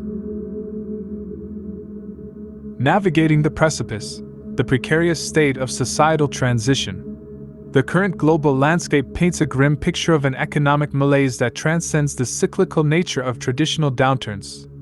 What lies ahead is not a temporary recession but a foreboding terrain fraught with the potential for unbridled civil unrest. As economic safety nets erode and state coffers run dry, the ominous specter of widespread social upheaval looms large. The impending storm is foretold by the cessation of unemployment benefits, a telling sign of governments teetering on the brink of financial collapse. As confidence in elected leaders wanes, discontent brews among the populace, sowing the seeds for a clamor for change, a desperate cry born out of economic despair. Yet, this quest for transformation stands perilously on the precipice of violence and environmental devastation. The correlation between the economy and the planet's resources is essential, yet the current disconnect between the two is evident. Our economic systems often operate independently of the limitations and well-being of the planet's resources. This disconnection leads to exploitative practices, excessive consumption, and environmental degradation without regard for the finite nature of natural resources. The imbalance between economic growth and resource preservation illustrates a critical need for a paradigm shift, a reconfiguration that prioritizes sustainable practices and acknowledges that economic prosperity must align harmoniously with the responsible use and conservation of our planet's resources. The relentless pursuit of profit within the current monetary paradigm has recklessly exploited Earth's bounty, threatening the delicate balance of ecosystems and endangering all forms of life. However, this paradigm clings stubbornly, refusing to relinquish its hold, even at the risk of humanity's demise. At the crux of this tumultuous juncture lies an entrenched group, fiercely safeguarding its grip on power. Their determination to preserve their status quo manifests through manipulation, coercion, and the instrumentalization of military might, all employed to maintain their dominance. Their allegiance to the existing system is unwavering, for they perceive no alternative that would perpetuate their privileged position. The inevitability of a monumental transition in human existence looms large, a paradigm shift that marks the end of an era shaped by the economic structures of the past century. This impending transformation is deeply entwined with the very fabric of life on this planet, inexorably linked to the health of ecosystems, the vitality of oceans, and the preservation of biodiversity. The path forward is fraught with uncertainty, characterized by the precarious balance between the pursuit of change and the specter of irreversible consequences. The specter of civil unrest, environmental degradation, and the struggle for power amidst societal upheaval paints a complex and daunting tableau. In this tempestuous landscape, the need to avert the point of no return becomes an imperative. Collective efforts to prevent the descent into chaos and environmental collapse must be at the forefront of human endeavor. It necessitates a concerted shift from a profit-centric paradigm to one that prioritizes the preservation of life and the sustenance of the planet, a fundamental reorientation that transcends the vested interests of the in-group. As humanity navigates this fragile and pivotal moment in history, the imperative remains to steer away from the brink, to forge a new path that safeguards the sanctity of life and the resilience of our planet, and to chart a course that transcends the confines of self-preservation and embraces the collective well-being of all. All we have is this moment, right here, right now. The future is just a fucking concept that we use to avoid being alive today. So, be here now. Truth stands in an undeniable opposition to falsehood, much like the luminosity of light contrasts the obscurity of darkness. Just as light illuminates and reveals, truth sheds clarity, exposing the fabrications and shadows woven by falsehood.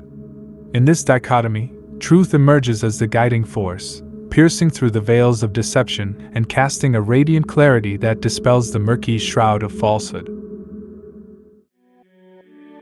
Threads of Unity, exploring quantum connections and the ride of perception. The double-slit experiment is a fundamental concept in quantum physics that explores the wave-particle duality of matter and the behavior of particles at a quantum level. In this experiment, a beam of particles, such as electrons or photons, is directed toward a barrier with two narrow slits. Behind the barrier lies a screen that records where the particles land after passing through the slits. When particles are fired individually through the slits, they behave as discrete particles, creating two distinct bands on the screen, showing a particle-like behavior.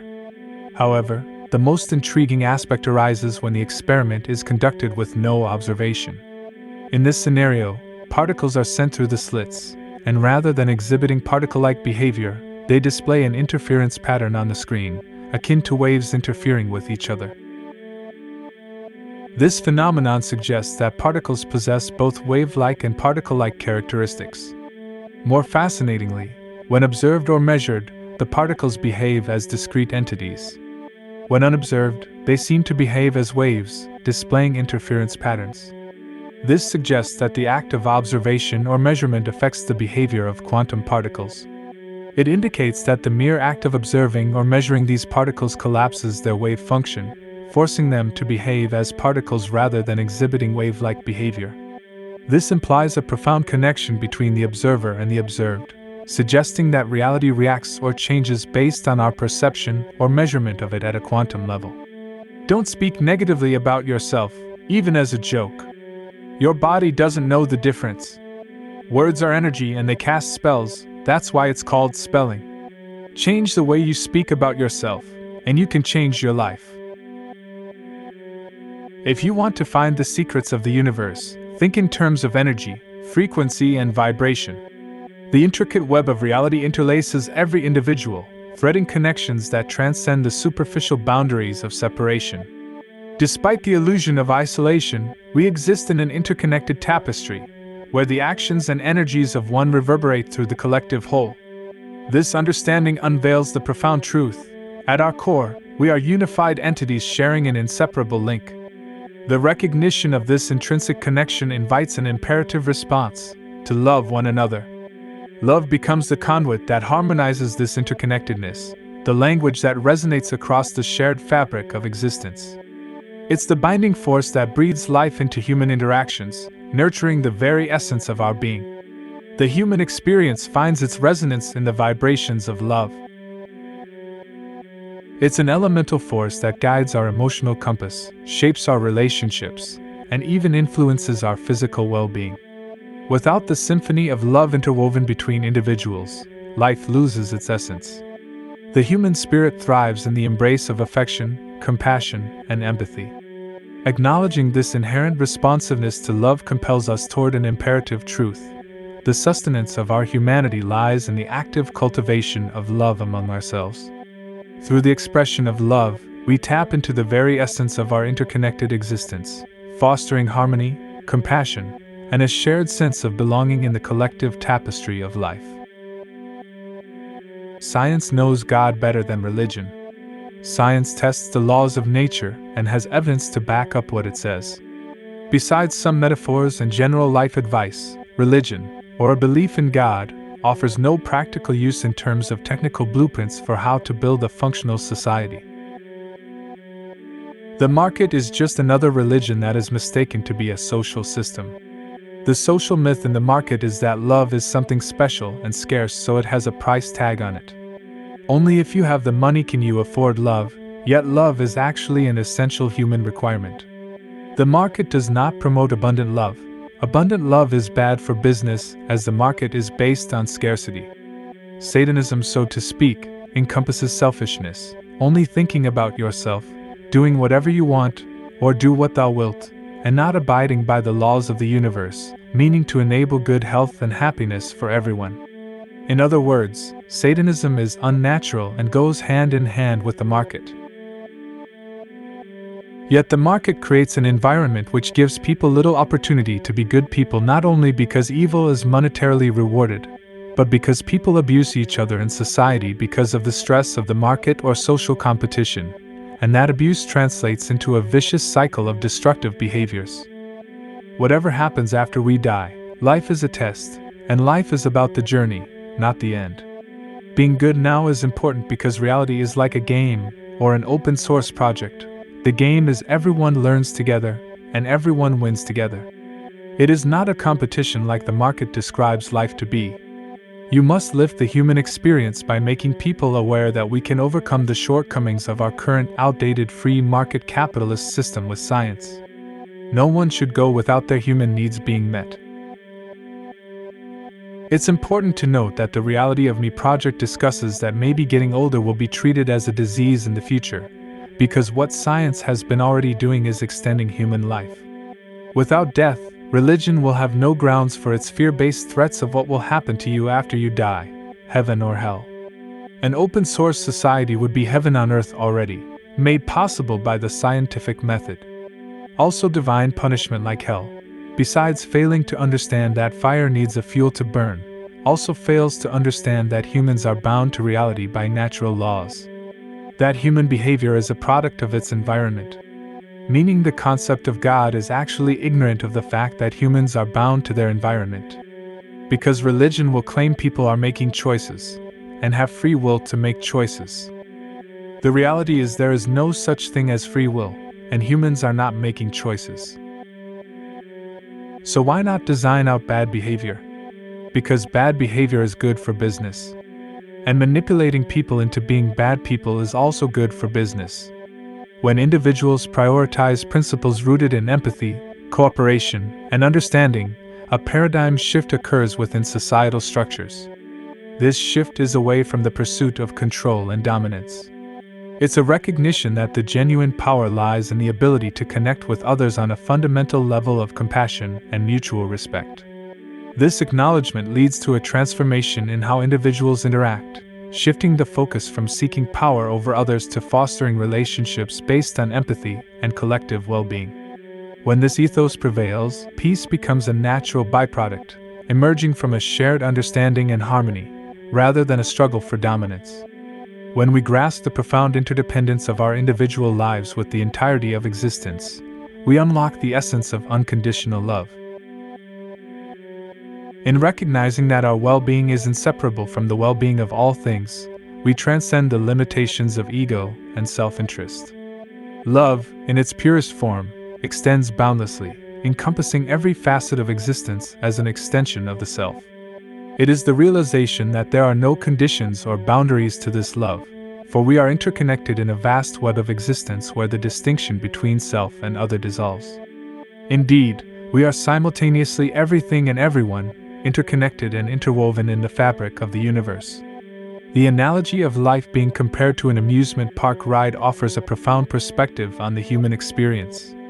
It captures the intensity, the unpredictability, and the vibrant nature of existence, often leading people to perceive this journey as reality itself. However, some individuals, amidst the twists and turns of life's ride, begin to question its authenticity. They understand the transient nature of this experience and attempt to remind others that it's just a ride, not the ultimate reality.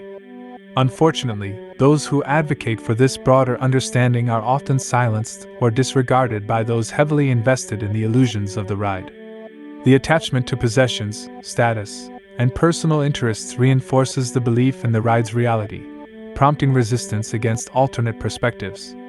The dichotomy between fear and love emerges as a pivotal choice in this analogy. Fear encourages individuals to fortify themselves against perceived threats, often leading to isolation and separation. Love, on the other hand, invites a sense of unity and interconnectedness among all beings. The suggestion to divert financial resources from military expenditure towards addressing poverty is a compelling call for a shift from fear-driven actions to those driven by compassion. It proposes a redistribution of wealth to ensure basic human needs like food, clothing, and education are met for all individuals globally. This reimagining of resource allocation underscores the potential for a world where cooperation and compassion take precedence over fear-driven agendas. The idea of redirecting funds from military spending to support those in need, fostering peace and global collaboration, resonates deeply. It challenges the predominant belief that defense and militarization are essential for security. Instead, it advocates for investing in humanity's collective well-being by eradicating poverty and providing education universally. This perspective illuminates a path toward peace and unity, emphasizing that altering priorities and redistributing resources can shape a world where everyone's basic needs are met, paving the way for a more harmonious and prosperous global society.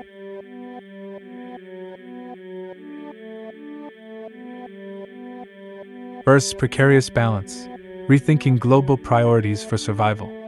Our world remains ensnared in a precarious global balance orchestrated by nations holding immense military might. The harrowing equilibrium between superpowers endangers the lives of all Earth's inhabitants. The pernicious dance of power plays out through events like the Cuban Missile Crisis, the ominous testing of anti-satellite weapons, and the scars left by wars in Vietnam and Afghanistan. These mammoth military establishments are entwined in an unsettling embrace, their reliance on each other perpetuating a chilling reality. Yet, this balance is precarious, a fragile tightrope with little room for error. Despite this, nations collectively exhaust a staggering $1 trillion annually on war preparations, diverting the expertise of countless scientists and technologists into military ventures. Imagine presenting this saga to an impartial observer from beyond our celestial realm. How would we account for our stewardship of this planet? We've heard the justifications from the great powers, we've witnessed the nation's declarations, but who speaks for the entirety of humankind? Who advocates for Earth? An extraterrestrial vantage point would swiftly reveal our civilization teetering on the brink of failure, the most vital mission of ensuring the well-being of our citizens and preserving the future sustainability of our home planet at grave risk. Such revelations compel introspection. If we tolerate the looming specter of nuclear conflict, should we not ardently explore all avenues to avert it? Should we not, in every corner of our globe, contemplate monumental shifts in our conventional approaches, a reformation that touches upon economic, political, social, and religious frameworks? We've reached a juncture where no special interests or exemptions hold merit. Nuclear arms endanger every soul on this shared orb. Transformations deemed impractical or contrary to human nature are not insurmountable.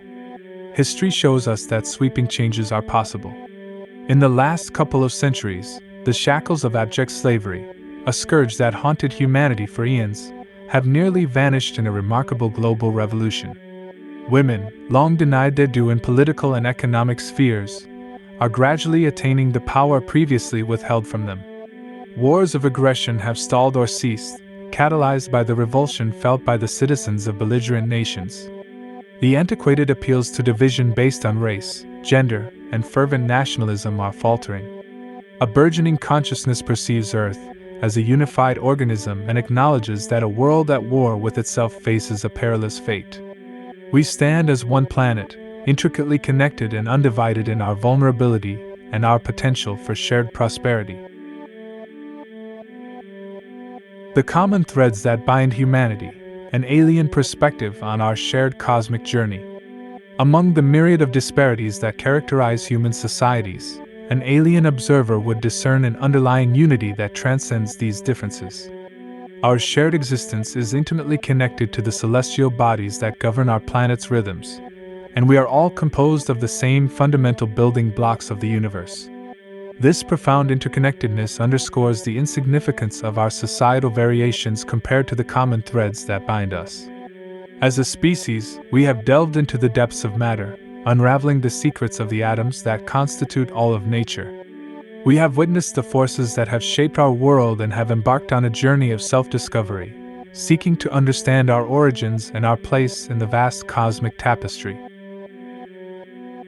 We are, in essence, star-stuff contemplating the stars, marveling at the intricate evolution of nature and the emergence of consciousness on Earth. This realization instills within us a profound sense of responsibility towards our species and our planet, acknowledging that our survival and prosperity are not solely our own concern but also a duty to the ancient and boundless cosmos from which we have emerged. Tit for tat, the strategy of cooperation in game theory and beyond. The concept of tit for tat originates from the English saying, equivalent retaliation, and has become a fundamental strategy in game theory. It involves initially cooperating with an opponent, then mimicking their previous action and subsequent moves. Cooperation for cooperation, defection for defection. This approach, akin to reciprocal altruism, encourages cooperation while retaliating against defection. In game theory, tit for tat has proven highly effective, particularly in the iterated prisoner's dilemma. It was introduced by Anatole Rappaport and Robert Axelrod's tournaments in the 1980s, where it emerged as both the simplest and most successful strategy in direct competition. Despite its adversarial name, tit for tat fosters cooperation and has practical applications beyond game theory, including conflict resolution techniques and explanations of altruistic behavior in both animals and human societies. When the world trades bitter power struggles for the embracing warmth of love, harmony will reign, and peace will forever endure. The current financial and corporate systems have become outdated and no longer serve the best interests of society. However, it's unrealistic to expect the business and financial elite to voluntarily embrace change, as it would threaten their power and control. Therefore, a peaceful yet strategic approach is necessary. The most effective action we can take is to change our behavior and stop supporting the existing system. By refusing to participate and consistently highlighting its flaws and corruptions, we can compel the establishment to heed the will of the people and undergo the necessary transformation.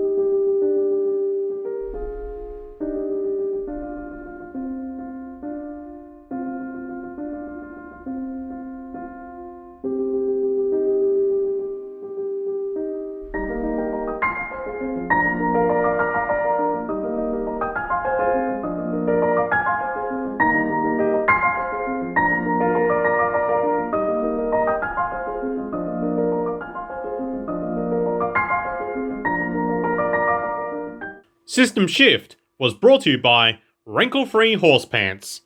Made for horses, by horses, out of horses. Sit, Ubu, sit. Good dog.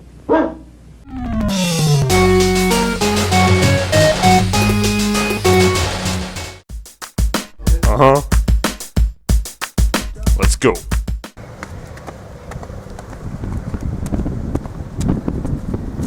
Hello! And welcome back to LittleGirlsClimbingTrees.com. Have you ever gone to LittleGirls.trees.com recently? On LittleGirlsClimbingTrees.com, we've got all the latest GirlsClimbingTrees.com. And we've got girls climbing trees wearing dresses. We've also got trees with dresses climbing little girls. Because the LittleGirlsClimbingTrees.com is a website where all the little girls climb trees. Have you ever been to LittleGirlsClimbingTrees.com? If you haven't, go to LittleGirlsClimbingTrees.com right now. They climb higher and higher up the tree every day. And you can see them pick the leaves and pick the fruit off the trees. And the trees go, hey, give me back my fruit. And then the little girls eat it and go sucked in. Anyway, if you have gone to LittleGirlsClimbingTrees.com, well, if you sign up right now, you can go to www.littlegirlsclimbingtrees.com and you can see all the little girls climbing trees.com all the time. They climb trees and have fun and jump up and down on top of the branches. Well, if they can.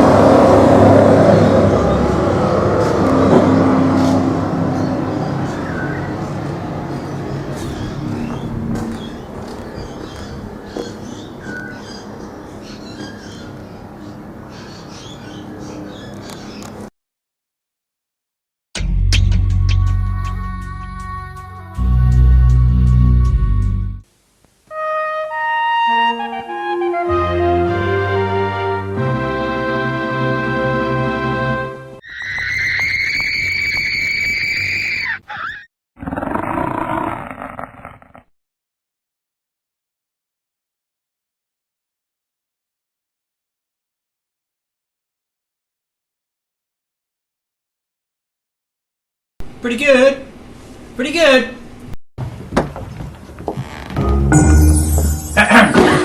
What am I doing here? How did I get here? She's good now. She learned that you always win when you are good.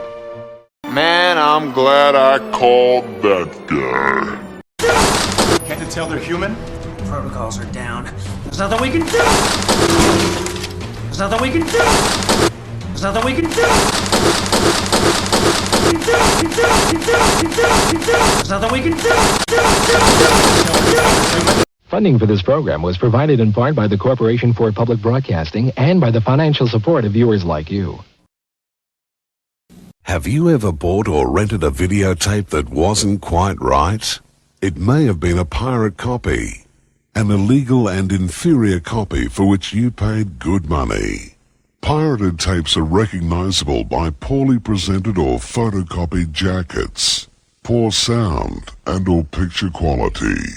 the lack of censor and other labels on the face and spine of the tape, and the absence of warnings, such as this at the beginning of the tape presentation. Pirate tapes rob artists and studios of their rightful income and add to the cost of a video to the consumer. Video piracy is a major problem in Australia. Please help us stop it. If you buy or rent a tape which you believe is not the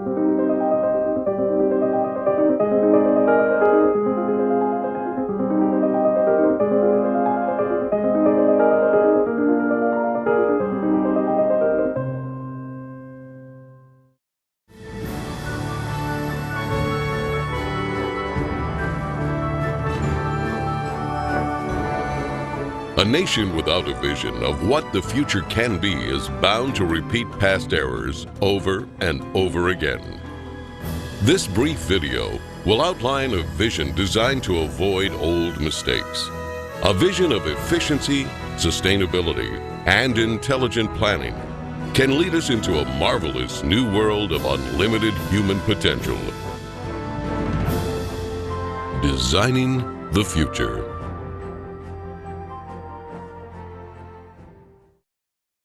This vision could be a showcase of what the world can be in our cybernated age.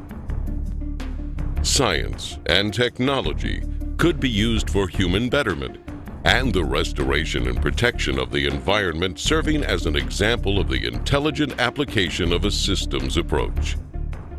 While some people advocate the restoration of existing, worn-out cities, these efforts fall short of the potentials of modern technology. Repairing outmoded cities results in higher costs of operation and maintenance.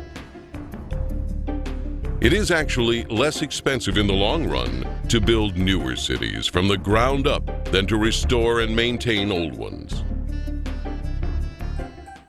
A total city system approach requires overall planning to attain a higher standard of living for all the city's occupants. The circular arrangement efficiently permits the most sophisticated use of available resources and construction techniques with a minimum expenditure of energy. This can make available to all people the most advanced amenities that modern science and technology can provide. It could be the hub and learning center where people from all over the world visit and hopefully emulate this design approach in other parts of the world. Design considerations for these new cities include its overall functioning, its ease of assembly, the reduction of maintenance, efficient transportation, and its simplicity and durability. This will include the flexibility to permit ongoing and later changes. The city would function as an evolving, integrated organism rather than a static structure. This systems approach envisions assembling entire cities by standardizing basic structural elements, which are prefabricated in automated plants and assembled on site. Many of these buildings would be comprised of standard units that can be arranged to meet many different requirements. This approach means that these cities can be extremely cost efficient because only one sector needs to be designed, which can be duplicated repeatedly for the completion of an entire city as totally integrated city systems anywhere in the world. The outer perimeter will be part of the recreational area with golf courses, hiking and biking trails, and opportunities for water sports. Inside this area, a waterway surrounds an agricultural belt with indoor and outdoor agriculture. Continuing toward the city center, 8 green sectors provide clean, renewable resources of energy using wind, solar, and heat concentrators. Waste recycling and other services are located beneath the city. The plan utilizes the best of clean technology in harmony with the surrounding environment. The residential district features beautiful landscaping with lakes and winding streams, a wide range of creative, innovative apartment buildings, and individual unique homes will provide many options for the occupants. New and innovative methods of fast mass construction for housing and building systems will inject composite materials into a mold and then extrude the form upward. In some cases, multiple city apartments can be produced as continuous extrusions, which are then separated into individual units. Cranes transport these prefabricated dwellings to site locations. They are then lifted and inserted into a support structure. The apartments are lightweight and high strength. All of the dwellings are designed as self-contained residences. The outer surface of these efficient structures serve as photovoltaic generators, converting solar radiation directly into electricity for heating, cooling, and other needs. The thermocouple effect will also be used for generating electricity. The wide range of individual homes are prefabricated and relatively maintenance-free, fire resistance, and impervious to weather. With this type of construction, there'd be little or no damage from floods, earthquakes, or hurricanes. Their thin shell construction can be mass-produced efficiently and economically. New energy-efficient systems can be installed to supply enough power to operate the entire household. Adjacent to the residential district are planning, science, and research centers. 8 domes surrounding the central dome house art, music, exhibition, entertainment, and conference centers. Lovely parks, lakes, streams, and waterfalls are located throughout the entire city. The Central Dome, or Theme Center, contains schools, healthcare, shopping, communications networking, and childcare. It is also the core for most transportation services, which move people by transveyors horizontally, vertically, and radially anywhere in the city. This minimizes the need for automobile transportation, except for emergency vehicles. Transportation between cities would be by monorail.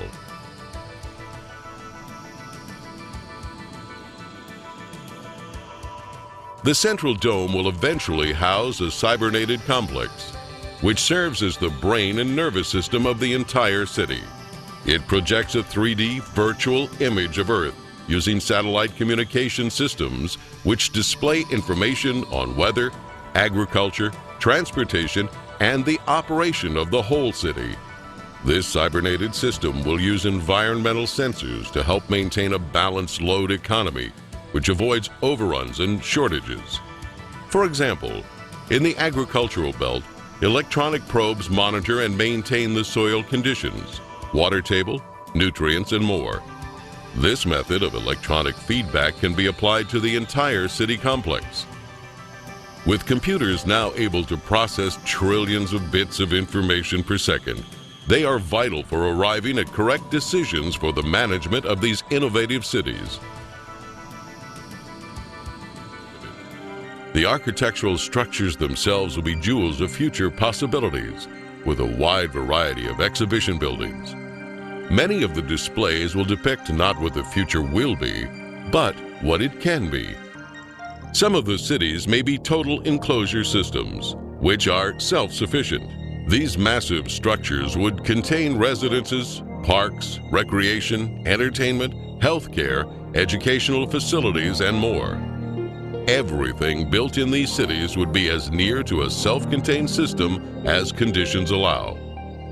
In these total enclosure arrangements, the skyscraper assures that more land is available for parks and wilderness preserves, while at the same time eliminating urban sprawl. Wherever possible, geothermal energy can be harnessed. Geothermal power offers the possibility of an abundant source of clean energy. This source alone could provide enough energy for the next 1,000 years. National transportation systems would include a network of waterways and canals. These bodies of water could minimize the threat of floods and droughts by diverting floodwaters to storage basins. In addition, these canals could supply water for irrigation, fish farms, and recreation. The canals can also be used for desalination using a method of evaporative condensation. In some instances, ships could serve as floating automated plants, capable of processing raw materials into finished products while en route to their destinations. Huge ships and submarines with many removable and interchangeable compartments will carry freight across the oceans. Rather than separate containers, an entire freight section can be automatically disengaged at the port. Bridge designs would be greatly simplified, and bridges can be made corrosion resistant. They would be prefabricated and transported to the site by twin-hulled catamarans. On some bridges, trains could be suspended beneath traffic lanes.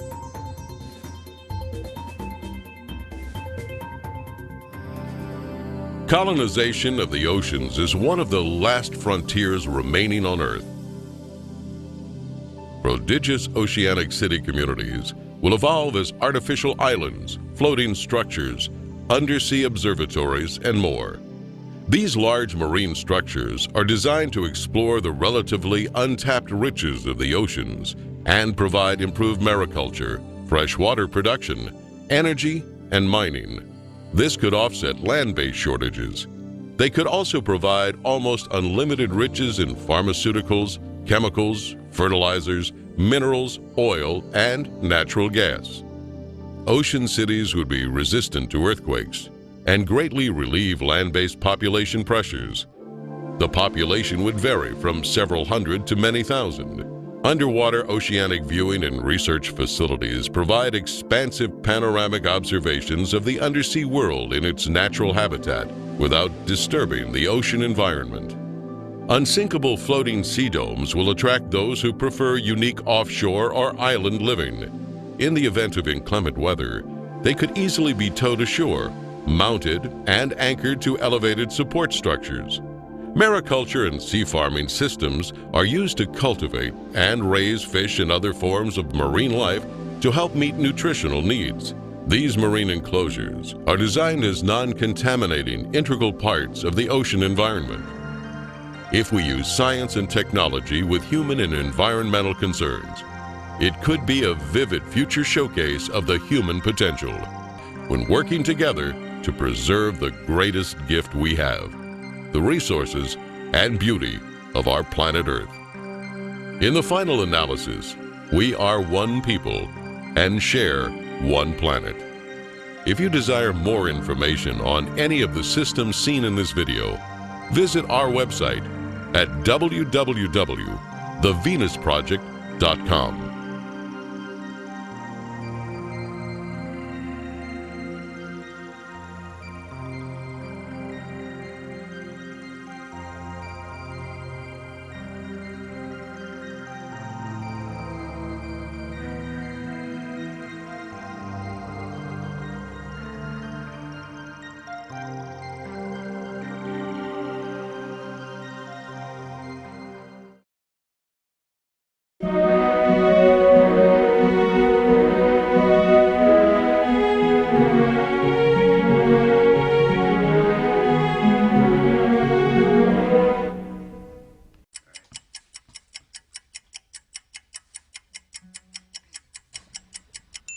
I wish I could say everything's just peachy.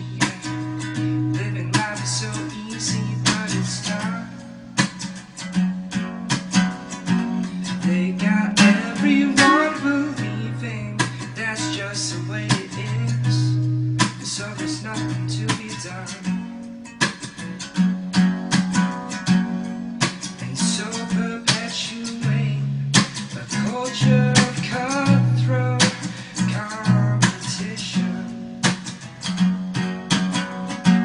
But despite what you might think, we got everything we need to provide for each other.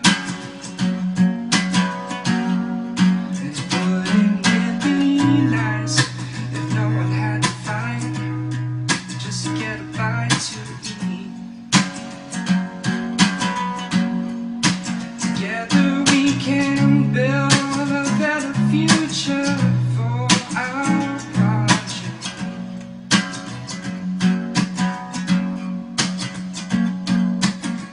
Don't let them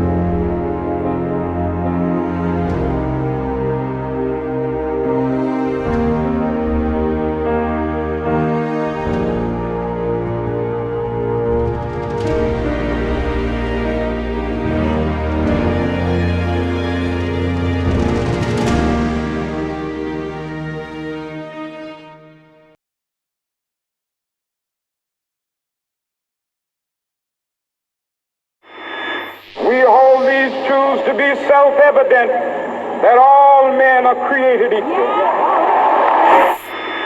I'm only a child, yet I know we are all in this together and should act as one single world towards one single goal.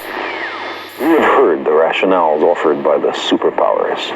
We know who speaks for the nations, but who speaks for the human species?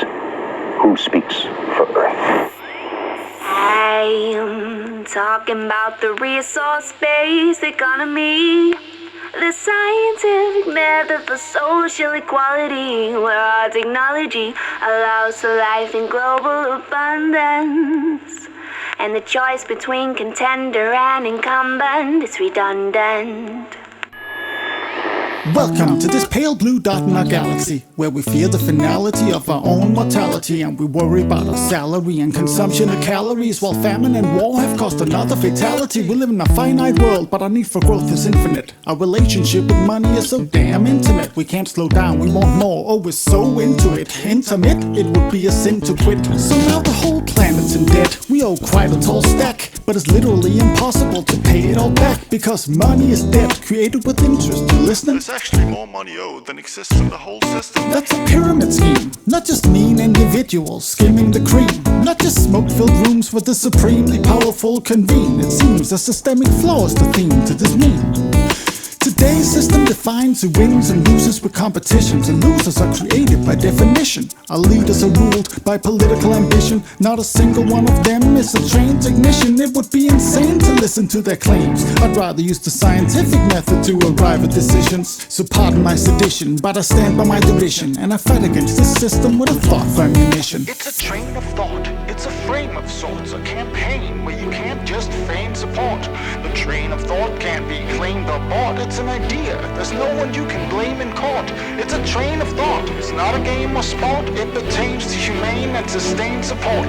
Like a chain is wrought, it can be trained and taught to anyone with a brain. Let me explain in short. I'm talking about the resource-based economy, the scientific method for social equality. No political borders, no one giving you orders. It's a wealth worth giving to our sons and daughters. I'm talking about the resource-based economy, the scientific method for social equality. Take care of the planet and meet everybody's need. Make the world debt-free, just live and let be. We can't control nature, we can only try to fit the mold. So instead of growth and jobs, let's set ourselves a new goal. A bold, high standard of living for the planet as a whole, in a sustainable way for every human soul, young and old. Let go of your borders, time to think worldwide. No more democracy and politics, all that's been tried. Instead, we use the scientific method as a guide to arrive at decisions on how technologies apply. And if we want to provide, we can't take a resource and abuse it. We need to keep track of what we have and how fast we use it. Systems theory tells us everything in nature's connected. When we cut down too many trees, the ecosystem is affected. So in production, it makes sense to build everything to last. Planned obsolescence should be a thing of the past. And if we design fast evolving technologies to be modular, we can replace old parts with the new and more popular. To distribute our goods, the shortest distance is preferred. To transfer from there, what we can make here is absurd. Then we evaluate demand for goods and build hubs to receive them. Like a library, we check things out for as long as you need them.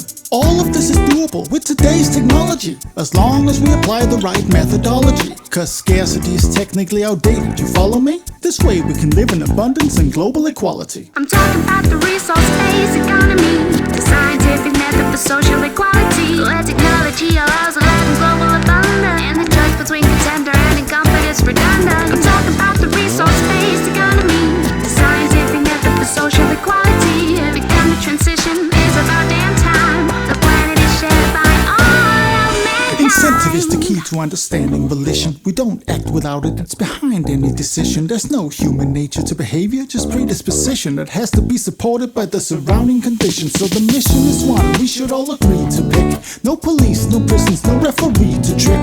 Build a system with no incentive for harmful behavior, cause if you remove the carrot, you don't need the stick. There would be nothing to gain from trying to mislead, mistreat or deceive. No incentive to thieve, what could you hope to achieve? Anything you need, you can get for free, and it would always be available, so no reason for greed. 10% of the population makes the system run, so instead of working 9 to 5, live your life for fun. Travel the world, raise a family, read a book, build something beautifully useful, or learn to cook. It's this generation's defining challenge, extraordinaire. It's not complicated, just a comprehensive affair. For some it's a big mouthful, for others a breath of fresh air. Don't be scared, cause it can be done, don't despair. educate yourself on how the current system's impaired. But please do more than just make other people aware. When it comes down to it, we have two things to declare. One, we all care, and two, we all share. That train of thought, it's a frame of sorts, a campaign where you can't just feign support. The train of thought can't be claimed or bought. It's an idea, there's no one you can blame in court. It's a train of thought, it's not a game or sport. It pertains to humane and sustained support. Like a chain is wrought, it can't be trained and taught to anyone with a brain. Let me explain in short. I'm talking about the resource-based economy, the scientific method for social equality. No political borders, no one giving you orders. It's a wealth worth giving to our sons and daughters. I'm talking about the resource-based economy, the scientific method for social equality. Take care of the planet and meet everybody's need. Make the world debt-free, just live and let be. I'm talking about the resource-based economy, the scientific method for social equality. Where technology allows a life in global abundance, and the choice between contender and incumbent is redundant. I'm talking about the resource-based economy, the scientific method for social equality. And because the transition is about damn time, the planet is shared by all of mankind.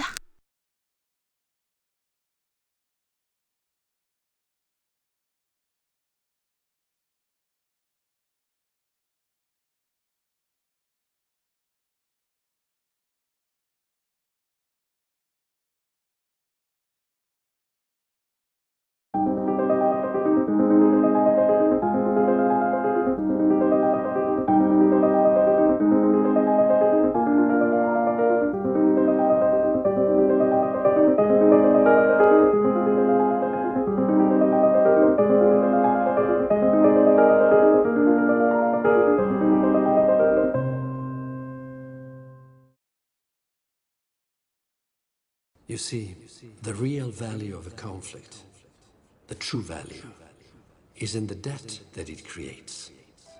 You control the debt, you control everything. You find this upsetting, yes? But this is the very essence of the banking industry.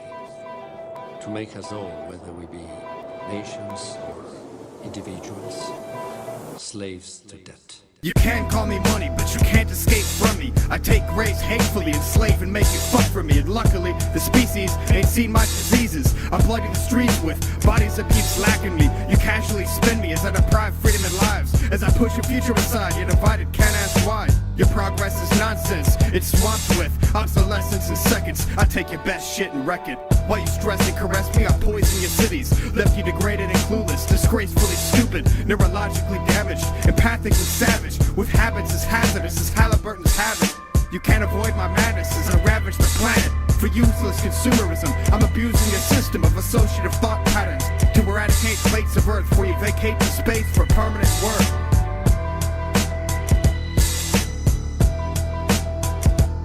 The money, copyrights, and surrender resources. Your cultural and spiritual distinctiveness will be consumerized into our own. Resistance is futile, you will be consumerized.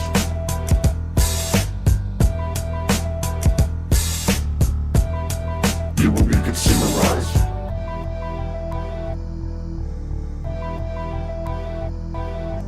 I've globalized wasting, Earth's a wasting. A third of the food made just gets thrown away. Like a third of humans that waste away hungrily. And other poverty that permanently follows y'all to veritably swallow y'all like a fat lady eating Mickey D's. You can teach people about me, but I cheat more frequently. You worship me and believe my promises you'll be prosperous, but I'm twice the fraudulent and posthumous life insurance. Completely deadly, psychopath on the warpath, wreaking suffering discreetly, pimping scarcity, no peace treaty can buffer me. And suddenly, it's a race to extinction thanks to me, the demon.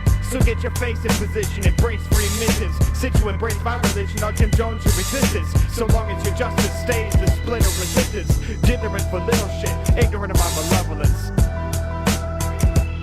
Resistance is futile.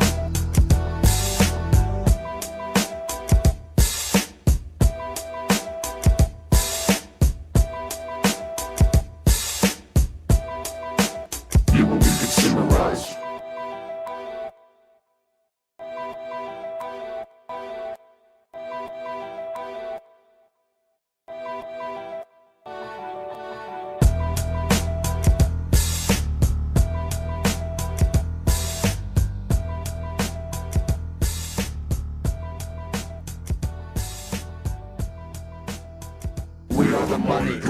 rights and surrender your resources. Your cultural and spiritual distinctiveness will be consumerized into our own resistance is futile. You will be consumerized.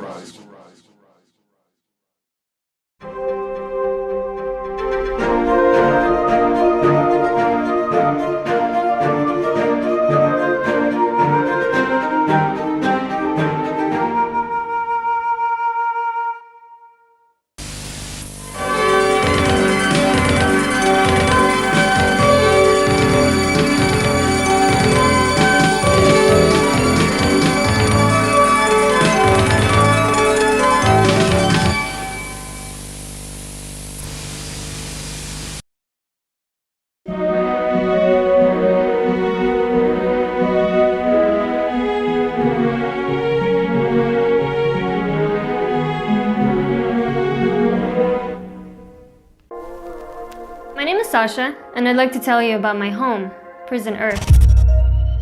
Prison Earth is a fairly large place. It has hundreds of different prison cells and billions of prisoners. Some of the prison cells are pretty large, some are much smaller. Some are fairly nice, others are horrible. I was born in jail cell R, which isn't the worst cell in the prison, but many would argue that it's not the best one either. Back in the 90s, when I was growing up, Cell R was actually considered to be a pretty dangerous place. Because of that, my father worked hard to move my family and me to Cell U, which was considered to be a much better cell at the time. But it wasn't easy to make the move from Cell R to Cell U, or to go anywhere, in fact. You can't just move freely from one prison cell to another. All prison cells have very strict rules about who can enter and exit each cell and for how long. The walls between each prison cell are strictly patrolled by guards, and it's almost impossible to leave your own cell without granted permission. To be granted permission to leave your cell, you first need to get a small booklet that has your details written on it. It has your name, your date of birth, your inmate number, where you were born, and some other information. Most prisoners can leave their cells by showing this booklet to the guards, but some cannot. For most prisoners, getting out of their own jail cell is the easy part, though. The hard part is entering into a new cell. You see, there is no free or common area in the prison. The entire prison is strictly divided into jail cells, and each cell has its own rules that you have to follow. The booklet that I told you about dictates which cells you can enter and for how long. Since some jail cells are better than others, this means that some prisoners are more privileged than others. In some jail cells, people slave for livable wages and have access to healthcare and education. In other cells, a lot of people suffer. They slave in awful conditions and barely earn enough to eat. If you're born in a good jail cell, like the ones in Area E or Area A, you might be quite lucky. Not only because you'll have access to healthcare and some good services, but also because you can leave your jail cell and temporarily enter many other cells just by showing your booklet to the guards. But if you're born in one of the bad prison cells, you're quite unlucky because it will be very difficult for you to leave or to improve that cell. Most likely, you'll be very poor, and the prison guards won't let you into the good cells without additional special permission. To get additional special permission, it can be very difficult. Not only do you need to show the guards your booklet, but you also need to show them a special stamp called a visa that you can only get from the authorities. To get this stamp, you either have to have a lot of money or you have to sign into a contract to be a devoted slave for a company in the good jail cell. But that will only happen if you're very skilled. Sometimes you can also perform a ritual called marriage with someone from that jail cell. Once you have the documents and the stamp, the guards can still refuse you entry into their cell if they feel like it. And if you're poor, there's a good chance that you'll get denied. The funny part is that most prisoners don't even realize that they're locked up. Most prisoners don't even try to go into a neighboring cell for longer than they're allowed to. Most don't question the guards or the other prisoners. They just do what they've always done. They work. They slave their lives away in their designated jail cells. And they only take vacations when they're allowed, only for as long as they're allowed. They might be numb to this prison. They might be quietly existing, working in the system, perhaps drinking, smoking, or taking pills to cope with the lack of meaning in their imprisoned existence. But I hope you're not like that. I hope you question and take a step outside, at least with your own mind.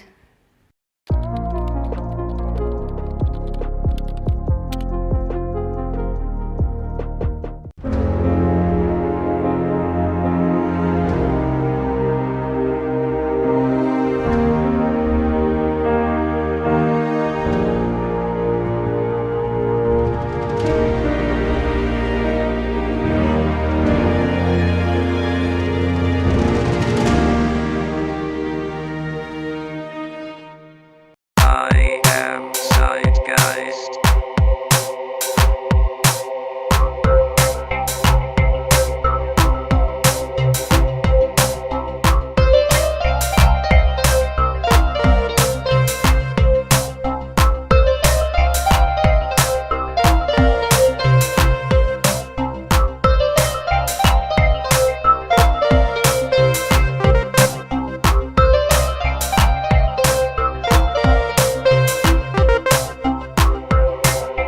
No money, no war, no life.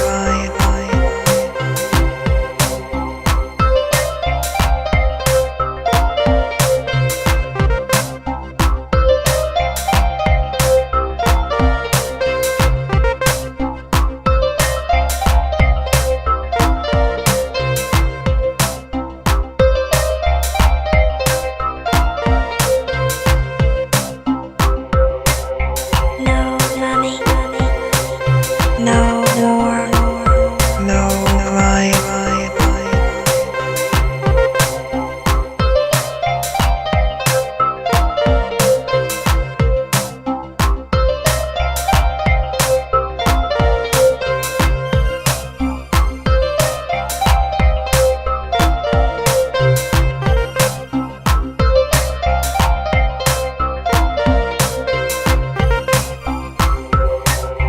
No money, no war, no life.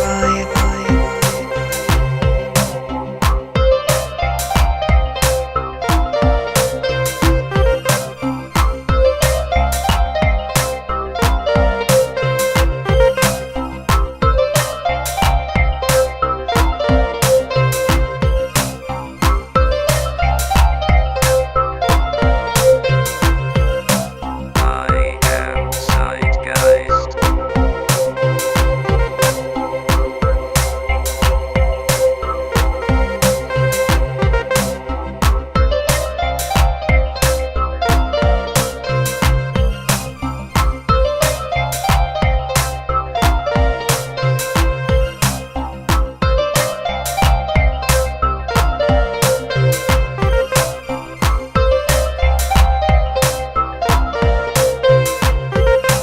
I am zeitgeist.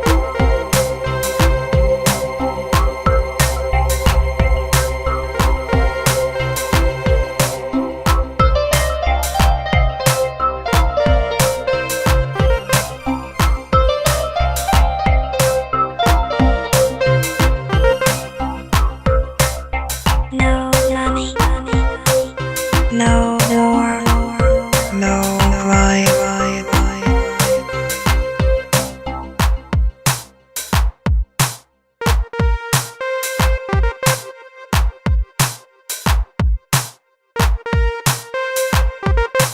I am zeitgeist.